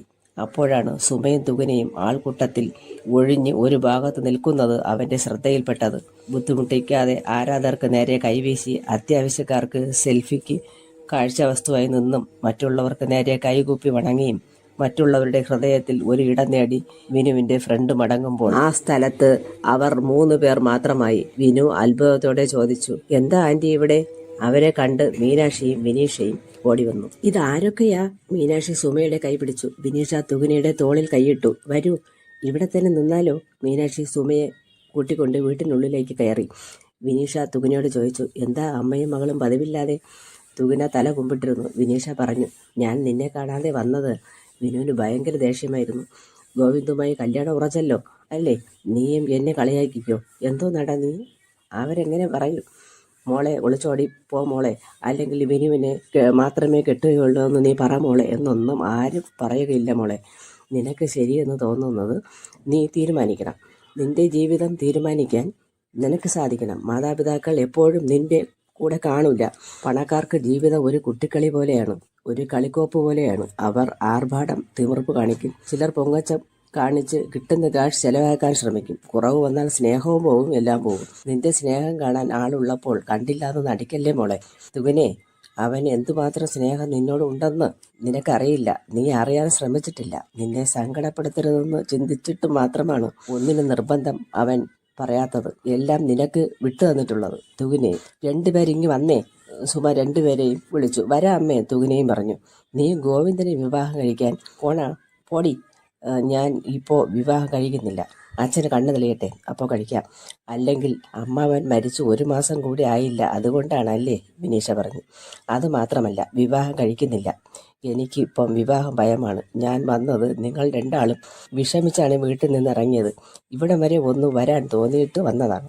എങ്കിൽ വാ, വീട്ടിൽ കയറാം. അവൾ വീട്ടിൽ കയറി. അവൾ വീട്ടിനുള്ളിൽ കയറിയതും വിനു എഴുന്നേറ്റ് അവൻ്റെ മുറിയിൽ കയറി. ആർക്കും ശല്യമാകണ്ട എന്ന മട്ടിൽ. തുകിന വിനീഷയുടെ മുഖത്ത് നോക്കി. വിനീഷ തുകിനയെ നോക്കി ചിരിച്ചു. മീനാക്ഷി തുകിനയ്ക്ക് 1 കപ്പ് ചായ അവൾക്ക് നേരെ നീട്ടി. അവർ പറഞ്ഞു, നല്ല ഏലക്ക ചേർത്ത ചായയാണ്, മോൾക്ക് നല്ല ഇഷ്ടപ്പെടും. അവൾ ചായ കുടിച്ചുകൊണ്ട് വിനുവിൻ്റെ റൂമിലേക്ക് നോക്കി. മീനാക്ഷി കിച്ചണിലേക്ക് പോയി. വിനു തുകിനയെ നോക്കി ചിരിച്ചുകൊണ്ട് പറഞ്ഞു, തുകിനയ്ക്ക് ഇഷ്ടമുള്ളത് ആകാം. നിനക്ക് സ്വയംവരമാണ് നടക്കാൻ പോകുന്നത്. എന്നെയോ ഗോവിന്ദനെയോ തിരഞ്ഞെടുക്കാം. നീ സാഹചര്യം നോക്കുന്നു, ചിലർ പണം നോക്കുന്നു. ഞാൻ നിന്റെ വിഷമാവസ്ഥ മനസ്സിലാക്കുന്നു. തുകിന നല്ല കുട്ടിയാണ്. എനിക്ക് ഒരു പിണക്കമില്ല കേട്ടോ, അവൻ പറഞ്ഞു. ഒരേ കാഴ്ചയായത് കാരണം റാമോഹൻ കണ്ണടച്ചു കിടന്നു. ഒച്ചയും അനക്കവും കേൾക്കുന്നില്ലല്ലോ. അദ്ദേഹം കാതു കൂർപ്പിച്ചു. കിടക്കയിൽ നിന്നുണർന്നു എഴുന്നേറ്റിരുന്നു. കണ്ണു തുറന്നാൽ സുമ ഉണർന്നോ എന്ന് കേൾക്കാനുണ്ടാകും. കുറേ നേരമായല്ലോ ഉണർന്നിട്ട്. സുമ ഇതുവരെ ഇവിടെ എത്തിയില്ലേ? പതുക്കെ വരട്ടെ. റാമോഹൻ വീണ്ടും ഉറങ്ങാൻ ശ്രമിച്ചു. ലത സമയം നോക്കി. ചേച്ചി പറഞ്ഞ കറികളൊക്കെ ഉണ്ടാക്കി. കരിങ്ങാലി വെള്ളം തിളപ്പിച്ചു വെച്ചു. കൂറ്റൻ ജഗ്ഗിൽ നിറച്ചു. വിരൽ തുമ്പിൽ നഖ പോളിഷിട്ടു. വെള്ളരി ചോറും തക്കാളി ചോറും മിക്സിയിൽ അടിച്ചെടുത്തു. അത് പാത്രത്തിലാക്കി മുഖത്ത് വാരി തേച്ച് പിടിപ്പിച്ചു. ഉണങ്ങാൻ 15 മിനിറ്റ് എടുക്കും. ഫാനിൽ മുന്നിലിരുന്നു. റാമോഹനെ ചെന്ന് നോക്കി. ഉണർന്നിട്ടുണ്ടോ എന്നറിയാൻ അയാൾ ഉണർന്നിട്ടില്ല. അവൾ കിച്ചണിലെത്തി. വീണ്ടും മേക്കപ്പ് സാധനം, മഞ്ഞൾപ്പൊടി, പാല് ഇവ രണ്ടും കുഴച്ച് കയ്യിൽ തേച്ച് പിടിപ്പിച്ചു. അവർ വരുമ്പോൾ വരട്ടെ. കുളിക്കാനായി ബാത്റൂമിൽ കയറി. കുളിച്ച് സുന്ദരിയായി നല്ല വസ്ത്രം ധരിച്ചു. പാട്ടുപാടി മുറ്റത്ത് നിൽക്കുമ്പോൾ മുറ്റത്ത് സ്കൂട്ടറിന്റെ ശബ്ദം. തുകിനയും സുമചേച്ചിയും വന്നെന്ന് കരുതി അവൾ പുറത്തേക്ക് നോക്കി. സജി വീട് തേടി വന്നിരിക്കുന്നു. സുമചേച്ചിയും ഇല്ലല്ലോ. ലത സങ്കടത്തിലായി. ദൈവമേ, കുറച്ച് സന്തോഷിച്ചതാണ്. ഇതാ കാലമാടൻ ഇവിടെയും വന്നല്ലോ. ഞാനിപ്പോൾ എന്ത് ചെയ്യും? അവൾ പറഞ്ഞു. സുമചേച്ചി ഇവിടെ ഇല്ലല്ലോ. എടി, ഞാൻ നിന്നെ കാണാനാണ് വന്നത്. എടി മോളെ, നിന്റെ ചേച്ചിയെ അന്വേഷിച്ചല്ല ഞാൻ ഇവിടെ വന്നത്. അയാൾ പുലഭ്യങ്ങൾ വിളിച്ചു പറയാൻ തുടങ്ങി. പതുക്കെ സംസാരിക്കും നിങ്ങൾ. ഇവിടെ ഒരു രോഗി കിടക്കുകയാണ്. ഏതവനടി ആ രോഗി? എടി, മര്യാദയ്ക്ക് ഇറങ്ങി വന്നോണം. നിന്റെ അണപ്പല്ല് ഞാൻ തട്ടിയിടും. നായിന്റെ മോളെ, നീ എന്ത് ഭാവിച്ചാടി വേലയ്ക്ക് പോയത്? എനിക്കും എൻ്റെ പിള്ളയ്ക്കും പട്ടിണി കിടക്കാൻ വയ്യ, അതുകൊണ്ട് പോയി. ഞാൻ ചിലവിന് തരണില്ലേടി. എനിക്ക് വേലയ്ക്ക് വന്നേ പറ്റൂ. എടി, വേലയ്ക്ക് വന്നതിൻ്റെ കാര്യം ഇപ്പോൾ മനസ്സിലായി. ഇവിടെ ആരെയും കാണുന്നില്ലല്ലോ. ആരെയെങ്കിലും വിളിയടി. അവരെടുക്ക പറഞ്ഞിട്ട് നിന്നെ കൂട്ടിക്കൊണ്ടു പോകാൻ പറ്റുമെന്ന് നോക്കട്ടെ. ചേച്ചിയേ, ചേച്ചിയേ, അയാൾ നീട്ടി വിളിച്ചു. ഇവിടത്തെ സാറിന് വയ്യാതെ കിടക്കുകയാണ്. നിങ്ങൾ തൊള്ള കീറണ്ട. വയ്യാണ്ട് കിടക്കണ ആളിനെ ഒറ്റയ്ക്കാക്കിയിട്ട് ആരെങ്കിലും പോവോടി? ആരുമില്ലേടി. അത് നിങ്ങൾ നോക്കണ്ട. പിന്നെ ഞാൻ നോക്കാതെ ഇവർ നോക്കോ? അപ്പം എന്നെ ഒരു വിലയും ഇല്ലാതായടി. ഭാര്യ ഭർത്താവ് ബന്ധം കഴുത്തി കിടക്കണത് ഒരു വിലയില്ലേടി. ഇപ്പം നിങ്ങൾ പോയി. നിനക്ക് പിടിപ്പത് പണിയുണ്ടോ അവിടെ? ഞാൻ സഹായിച്ച് തരണാവടി. ഞാനും കൂടെ വരട്ടെ? വേണ്ടേ? റാംമോഹൻ ഉണരുമെന്ന് ചിന്തിച്ച് ലത ഗേറ്റ് തുറന്ന് പുറത്തേക്കോടി. എന്തിനടി നീ പുറത്തേക്ക് ഓടണത്? നില്ലടി അവിടെ. നിൽക്കാനാണ് പറഞ്ഞത്. അയാൾ ഒരു കല്ലെടുത്ത് ഒറ്റയേറ് കൊടുത്തു. അവളുടെ കണങ്കാലിൻ്റെ അത് കൊണ്ടു ലത വേദന കൊണ്ട് പൊളഞ്ഞു. എന്തിനടി ഓടിയത്? ഞാൻ ഓടും, നിൽക്കും. നിങ്ങൾ എവിടെയൊക്കെ പോകണോ അവിടെയൊക്കെ ഞാൻ വരണുണ്ടോ? നിങ്ങൾക്ക് ഇപ്പോൾ എൻ്റെ എറിഞ്ഞിപ്പോൾ എന്ത് കിട്ടി മനുഷ്യ? നിങ്ങളിപ്പോൾ ഞാൻ നിൽക്കണ സ്ഥലത്ത് ആര് പറഞ്ഞു വരാൻ? നിനക്ക് ഇടം പറഞ്ഞു തരാൻ ആള് കാണില്ലെന്ന് വിചാരിച്ച് നീ ഇവിടെ നിന്നതാണ് അല്ലേടി. ഒരു പേർഷ്യക്കാരൻ്റെ വീട്ടിലാണെന്ന് അറിഞ്ഞിട്ട് തന്നെയാണ് ഞാനിവിടെ വന്നത്. ലതയ്ക്ക് മനസ്സിലായി കോവാലനായിരിക്കും പറഞ്ഞു കൊടുത്തിരിക്കണതെന്ന്. അവൾ പറഞ്ഞു, എനിക്കിപ്പം വരാൻ പറ്റൂല. നിങ്ങൾ പോ. ആഹാ, നിന്നെ കൊണ്ടല്ലാതെ ഞാൻ പോവില്ല. നല്ല കൊഴുത്ത് മിനുങ്ങിയിരിക്കണല്ല കള്ളിപ്പെണ്ണെ. അയാളുടെ നോട്ടവും ചിരിയും അവൾക്ക് അരോചകമായി തോന്നി. പോയി, ഞാൻ അടുത്ത ആഴ്ച വരാം. ഞാൻ ഇത്രയും താങ്ങി പറഞ്ഞിട്ടും ആഫർ കാണിക്കണോടി പുല്ലേ. അയാൾ തറയിൽ കിടന്ന മണലെടുത്തു ഒറ്റ അടി കൊടുത്തു. അവളുടെ കഴുത്ത് ഞെരിച്ച്. റോഡിൽ ആൾക്കൂട്ടം കുറവായിരുന്നു. ആരെയും സഹായത്തിന് കാണുന്നില്ല. ലത പാവം രക്ഷപ്പെടാൻ ഒരു പാഴ്ശ്രമം നടത്തി. അയാൾ വിടുന്ന മട്ട് കണ്ടില്ല. ലത ബലം പിടുത്തം മതിയാക്കി. അയാൾ പിടുത്തം അയവ് വരുത്തി. അവൾ ചുറ്റും കണ്ണോടിച്ചു. അവൾ പറഞ്ഞു, ഞാൻ ഇപ്പോൾ കൂടെ വരാം. അത് മതി. അയാൾ പിടിവിട്ട് മുന്നിൽ നടന്നു. ദൈവത്തിനെ മനസ്സിൽ ധ്യാനിച്ചു. കണ്ണിറുകെ അടച്ചു. തറയിൽ നോക്കി. റോഡിന്റെ സൈഡിൽ കണ്ട ഒരു കറുത്ത വടിയെടുത്ത് മുന്നിൽ നടന്ന സജിയുടെ തലയിൽ ആഞ്ഞടിച്ചു. ചോര ചീറ്റിത്തെറിച്ചുകൊണ്ടിരുന്നു. അവളുടെ കാലിലും നിൽക്കാതെ ചോര പ്രവാഹം. സജി മറിഞ്ഞു താഴെ വീണു. അതെ, ചോര ഒഴുകുന്നത് കണ്ടു. പോലീസ് സ്റ്റേഷനിൽ കയറേണ്ട അവസ്ഥ വരുമല്ലോ എന്ന് ലത ഭയന്നു. അവൾ നിലവിളി കൂട്ടി. ഓടിവരണേ, ആരെങ്കിലും ഓടിവരണേ. ആൾക്കാർ ഓടിക്കൂടി. അതിലൊരാൾ ചോദിച്ചു, എടി കൊച്ചേ, നീ ആ കുടിച്ച് കണ്ണുപോയ പേർഷ്യക്കാരൻ്റെ വീട്ടിലേതല്ലേ? ഓ, അവൾ പറഞ്ഞു. ഇയാളാരാ? നീ തന്നെ തലക്കടിച്ച് കൊന്നതാണോ? കൊന്നതല്ല, ലത പറഞ്ഞു. കൊന്നില്ലെങ്കിലും ഇയാൾ ചാകും, അടുത്തു നിന്നൊരാൾ പറഞ്ഞു. ഇത്രയേറെ ചോര പോയില്ലേ, നിങ്ങൾ ആരെങ്കിലും ആശുപത്രിയിൽ ആക്കി തരണേ, അവൾ അപേക്ഷിച്ചു. ഇയാൾ ചാകണ്ട, വീട്ടിലാരുമില്ല, സുഖമില്ലാതെ സാറ് ഒറ്റയ്ക്കാണ്. സുമചേച്ചി ആവശ്യത്തിന് എവിടെയോ പോയി. ഇയാൾ വീട് തുറന്നിട്ട് ഇപ്പം പോണമെന്ന് അലറി വിളിച്ച് നിലവിളിച്ച് ശല്യമാവണ്ടല്ലോ എന്ന് പുറത്തോടി. ഞാൻ ഇയാൾ ആ മുണ്ണം കല്ലെടുത്ത് എറിഞ്ഞ് എൻ്റെ കാല് കണ്ട അവൾ കണ്ണീരോടെ അവരോടെല്ലാം തുറന്നു പറഞ്ഞു. നീ വീട്ടിൽ പോവച്ചേ, ഇയാളെ ആശുപത്രിയിൽ കൊണ്ടുപോകാം എന്ന് പറഞ്ഞ് അടുത്ത അയൽവാസി ലൗലി ചേച്ചിയും ഹസ്ബൻഡും ലതയോട് പറഞ്ഞു. നിങ്ങൾക്ക് പുണ്യം കിട്ടും സാറാമാരെ, ഇയാളെ രക്ഷപ്പെടുത്തണം. അവളുടെ നിഷ്കളങ്ക സ്വഭാവം ഇഷ്ടപ്പെട്ടവർ സജിയെ പെട്ടെന്ന് ആശുപത്രിയിലാക്കി. ചോര വാർന്ന് അവശനിലയിലാണ് നാട്ടുകാർ ആശുപത്രിയിൽ എത്തിച്ചത്. നല്ലവരായ നാട്ടുകാർ ആ പാവം പെണ്ണിൻ്റെ പേര് പറഞ്ഞില്ല. ലൗലിയുടെ നിർദ്ദേശപ്രകാരമാണ് ആരും അത് പറയാതിരുന്നത്. അയാൾ മദ്യപിച്ചിട്ടുണ്ടായിരുന്നു, മദ്യലഹരിയിൽ വീണ് കിടന്നു എന്ന് പറഞ്ഞു ലതയെ അവർ രക്ഷിച്ചു. ഡോക്ടർ പല ശ്രമങ്ങളും നടത്തി, അയാൾക്ക് ബോധം തെളിഞ്ഞില്ല. ഡോക്ടർ പറഞ്ഞു, അടിയന്തര ശസ്ത്രക്രിയ വേണം, കാര്യങ്ങൾ ഗുരുതരമാണ്. ഈ വിവരം ലൗലി വീട്ടിലെത്തി ലതയെ അറിയിച്ചു. ഞാൻ എന്തിനു ചെയ്യും ചേച്ചി, സുമചേച്ചി ഇവിടെ ഇല്ല, നമ്പരും ഇല്ല, ഫോണും എനിക്കില്ല. ലൗലിക്ക് പാവം തോന്നി. നീ പേടിക്കണ്ടല്ലേ, ഞാൻ സുമയെ വിളിക്കാം. ലൗലി സുമയോട് വിവരങ്ങളെല്ലാം പറഞ്ഞു. സുമ നന്ദി അറിയിച്ചു. നന്ദിയൊന്നും വേണ്ട സുമേ, മനുഷ്യത്വം കാണിച്ചു, അത്രേ ഉള്ളൂ. പക്ഷേ പൈസ കൊടുത്ത് നീ സഹായിക്കണം. അടിയന്തര ശസ്ത്രക്രിയ ഉടനെ വേണമെന്ന് ഡോക്ടർ പറയുന്നു. SS ഹോസ്പിറ്റലിലാണ്, കുറച്ചാളുകൾ അവിടെയുണ്ട്. നീ ഉടനെ വരണേ, ഡോക്ടറിനെ കാണണേ. മറുതലയ്ക്കൽ ഓക്കെ പറഞ്ഞപ്പോൾ ലൗലി ഫോൺ കട്ട് ചെയ്തു. സുമ ഉടനെ ആശുപത്രിയിൽ എത്തുമെന്ന് പറഞ്ഞിട്ടുണ്ട്, നീ പ്രാർത്ഥിച്ചോ. അയാൾക്ക് ബോധം വന്ന് വല്ലതും വിളിച്ചു പറയാതിരുന്നാൽ നീ സേഫാവും. ലൗലി ചേച്ചിയുടെ വാക്ക് കേട്ട് അവളൊന്ന് ഞെട്ടി. ബോധം തെളിയാനാണ് ഡോക്ടർ ശ്രമിക്കുന്നത്. ബോധം വീണാൽ ആദ്യം പറയുന്നത് ലത തലയ്ക്കടിച്ചിട്ടാണെന്ന് അയാൾ പറയില്ലേ? പറഞ്ഞാൽ പോലീസ് പിടിക്കില്ലേ? ദൈവമേ, ചത്താലും പിടിക്കും, ബോധം തെളിഞ്ഞാലും ജയിലിലാവും. അതെ, പറയുന്നെങ്കിൽ പറയട്ടെ. ചത്തില്ലെങ്കിൽ കുഴപ്പങ്ങൾ കുറയും, അല്ലെങ്കിൽ കൊലപാതക കുറ്റമാകും. ഞാൻ എന്ത് ചെയ്യും ദൈവമേ? ലത അറിയാവുന്ന എല്ലാ ദൈവത്തിനെയും മനസ്സിലിട്ട് പ്രാർത്ഥിച്ചു. ഒരു ഉപയോഗമില്ലാത്ത മനുഷ്യനാണ്. എന്ത് ചെയ്യാനാണോ എന്തോ എന്നെ ഉപദ്രവിക്കാനായിട്ട് ഇങ്ങോട്ട് കെട്ടിയെടുത്തത്. എനിക്ക് ഇവിടെയും സ്വൈരം തരണില്ലല്ലോ. അവൾ അടുക്കളയുടെ ഒരു ഭാഗത്തിരുന്ന് ഏങ്ങി കരഞ്ഞു. സുമ വിഷമത്തിലായി. അവർ പറഞ്ഞു, മീനാക്ഷി, വലിയ പ്രശ്നങ്ങൾ വീട്ടിലുണ്ടായി. വിവരങ്ങൾ അറിഞ്ഞ് മീനാക്ഷി സുമയോട് പറഞ്ഞു, ലതയുടെ ഭർത്താവ് മദ്യപിച്ച് നിന്റെ വീട്ടിനരികത്തുള്ള റോഡ് വക്കത്ത് വീണു. അതിന് നീ ഭയക്കണ്ട. അയാൾ നിന്റെ വീടിനകത്ത് കയറി ആക്രമങ്ങൾ കാട്ടി ലതയെ വെട്ടിക്കൊല്ലുകയോ നിന്റെ ഭർത്താവിനെ ഉപദ്രവിക്കുകയോ ഒന്നും ചെയ്തില്ലല്ലോ. പേടിക്കണ്ട, നീ മാത്രമായി പോകണ്ട, ഞാൻ വരട്ടെ.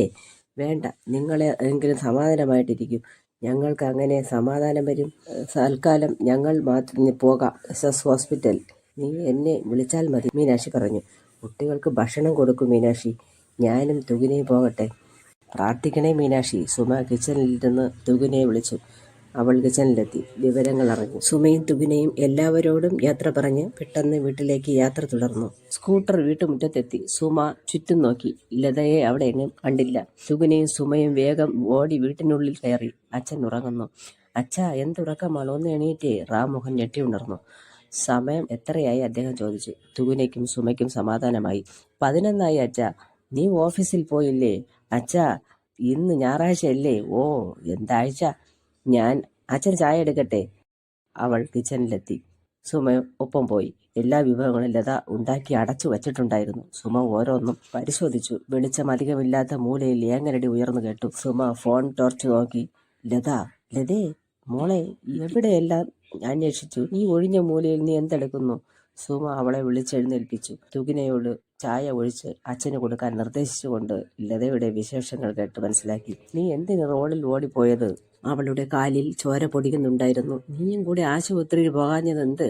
അവളുടെ ബോധം മറയുന്ന പോലെ അവൾ പിന്നിലേക്ക് ചായാൻ തുടങ്ങി. ലതേ, മോളെ. തുകിന ഓടിയെത്തി. ലതയുടെ കാല് കണ്ടോ? നമുക്ക് ഇവളെയും കൂട്ടാം. ഒരു കാർ പെട്ടെന്ന് വിളിച്ചു വരുത്തുമോളെ. തുകിന കാർ ബുക്ക് ചെയ്തു. സുമ റാംമോഹനോട് പറഞ്ഞു, ഭക്ഷണം മോള് തരും കേട്ടോ. എനിക്ക് ലതയെ ആശുപത്രിയിൽ കൊണ്ടുപോകണം. അവൾക്ക് ചെറിയ മുറിവ് പറ്റി, കല്ലെന്തോ കൊണ്ടിട്ട്. പോകട്ടെ, പെട്ടെന്ന് പോയിട്ട് വരാം. മോള് കാർ ബുക്ക് ചെയ്തിട്ടുണ്ട്. മോള് ഇവിടെ ഉണ്ടാകും കേട്ടോ. അത് കുഴപ്പമില്ല സുമേ, നീ വേഗം പോയിട്ട് വാ. എനിക്ക് കണ്ണ് കാണാത്തത് നിനക്ക് വലിയ ദുരിതമായല്ലേ? ഇല്ല, എനിക്ക് അങ്ങനെ തോന്നിയിട്ടില്ലെങ്കിൽ എനിക്കങ്ങനെ ഒന്നും തോന്നിയിട്ടില്ല. അവൾ സ്നേഹമോടെ അയാളുടെ കൈ പിടിച്ചവൾ പറഞ്ഞപ്പോൾ റാംമോഹൻ തിടുക്കപ്പെട്ട് പറഞ്ഞു, പെട്ടെന്ന് ആശുപത്രിയിൽ പോകാൻ നോക്കൂ. നിൽക്കണ്ട, പെട്ടെന്നാവട്ടെ തുവിന ഓടി വന്നു. കാർ വരുന്നുണ്ട്. 40 മീറ്റർ അകലത്തായിട്ടുണ്ട്. സുമ വേഗം റാംമോഹനോട് യാത്ര പറഞ്ഞ് ലതയും കൂട്ടി SS ഹോസ്പിറ്റലിൽ പോകാൻ കാറിൽ യാത്ര തുടർന്നു. ലത ചോദിച്ചു, വലിയ പൊല്ലാപ്പായി അല്ലേ ചേച്ചി? പൊല്ലാപ്പോ? അതെന്താപ്പോ? നിങ്ങളെ സഹായിക്കാൻ ഞാൻ വന്നിട്ട് ഇപ്പോൾ ചേച്ചിക്ക് വളരെ സങ്കടമായല്ലോ. തോനെ പൈസ ആയി കാണുമല്ലേ? ചേച്ചിക്ക് ഒരുപാട് കാശ് ചെലവാകും. എൻ്റെ കയ്യിൽ 500 രൂപ തികച്ചില്ല. ഒരു ഉപകാരം ഇല്ലെങ്കിലും അയാൾ ചത്താ ഞാൻ കൊലകാറിയല്ലേ ചേച്ചി? എനിക്കൊരു മോളാണ്. അവൾക്ക് 10 വയസ്സാവണതേ ഉള്ളൂ. എങ്കിലും വളരുമ്പോൾ കൊലകാറിയുടെ മോളെന്ന് വരുമെന്ന് എനിക്കൊരു പേടി. അങ്ങനെ ഒന്നും ഉണ്ടാവൂല. നീ ഒന്നും മിണ്ടാതിരിക്കില്ലതേ. ഹോസ്പിറ്റലിൽ എത്തി. ഇറങ്ങി മോളെ, നമുക്ക് ആശുപത്രിയിൽ എത്തി നിന്റെ കാലൊന്ന് ഡ്രസ്സ് ചെയ്യാം. മരുന്ന് കഴിച്ച് സുഖപ്പെടാൻ നോക്ക്. ബാക്കി ഞാൻ നോക്കിക്കോളാം.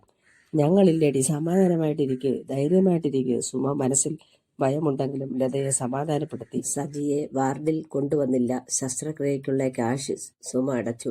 സ്ലിപ്പ് വാങ്ങി. എത്ര രൂപയായി ചേച്ചി? അതെത്രയാണെന്നറിയാൻ തിടുക്കം കൂട്ടി ലത. എന്തിന്? സുമ ചോദിച്ചു. എൻ്റെ ശമ്പളത്തിൽ നിന്ന് പിടിച്ചോളാം ചേച്ചി. അവളുടെ വാക്ക് കേട്ട് സുമ ഒന്ന് പുഞ്ചിരിച്ചതല്ലാതെ മറുപടി പറഞ്ഞില്ല. ലവ്ലി പറഞ്ഞു, നീ ചെയ്തത് വലിയ കാര്യമാണ് സുമേ. ആരും ഇക്കാലത്ത് ഇങ്ങനെ ചെയ്യൂല. എൻ്റെ സുമേ, നീ ഇനി ഇവളെയും കൂട്ടി വീട്ടിൽ വെക്കോ. ഞങ്ങളെ മോളെ പോലെയാണ് നീ. ഞങ്ങൾക്ക് വേറെ ജോലിയില്ല. നിനക്ക് നിന്ന് തിരിയാൻ നേരമില്ലാത്ത അവസ്ഥയാണ്. പൊയ്ക്കോ. സുമയ്ക്ക് അതൊരാശ്വാസമായി. ഞാനിവിടെ വേണ്ടേ? സുമ ചോദിച്ചു. ആളായിട്ട് ഞങ്ങളൊക്കെ അവന് ഉണ്ടല്ലോ, അത് മതി. നിങ്ങൾ രണ്ടുപേരും പൊയ്ക്കോ. ക്യാഷ് അടച്ചല്ലോ. ഡോക്ടർമാർ പണി നോക്കിക്കോളും. അവൻ രക്ഷപ്പെടും. സമാധാനിക്കും മോളെ.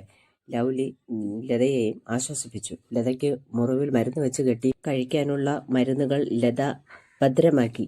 മറ്റൊരു കാർ ബുക്ക് ചെയ്ത് അവർ വീട്ടിലേക്ക് മടങ്ങുമ്പോൾ ലത സുമയോട് ചോദിച്ചു, ചേച്ചി, അയാൾക്ക് ബോധം വീണാൽ ഞാനാണ് തലയ്ക്കടിച്ചതെന്ന് അറിഞ്ഞാൽ എന്നെ പോലീസ് പിടിക്കുമോ ചേച്ചി? വീടെത്തി കാറിൽ നിന്നിറങ്ങിയ സുമ ഡ്രൈവർക്ക് ഫോൺ പേ ചെയ്ത ശേഷം ഗേറ്റ് തുറന്നുകൊണ്ട് ചോദിച്ചു, അയ്യോ, നീയാണോ സത്യത്തിൽ അയാളെ ഈ അവസ്ഥയിലാക്കിയത്? വീട്ടുമുറ്റത്ത് ബഹളം കൂട്ടി ചേച്ചി. ഇവിടെ ആരും ഇല്ലല്ലോ. സാർ ഉണരുമെന്ന് വിചാരിച്ച് ഞാൻ റോഡിലേക്ക് ഓടി. ഓട്ടം നിർത്താനാണ് അയാൾ എൻ്റെ കാലിൽ കല്ലെറിഞ്ഞത്. സുമ ലതയെ അതിശയത്തോടെ നോക്കി. അതുകൊണ്ട് അതിന് പകരം നീ അയാളുടെ തലയ്ക്ക് എന്തുകൊണ്ടടിച്ചു? രണ്ടുപേരും സംഭവ സ്ഥലത്ത് പോയി.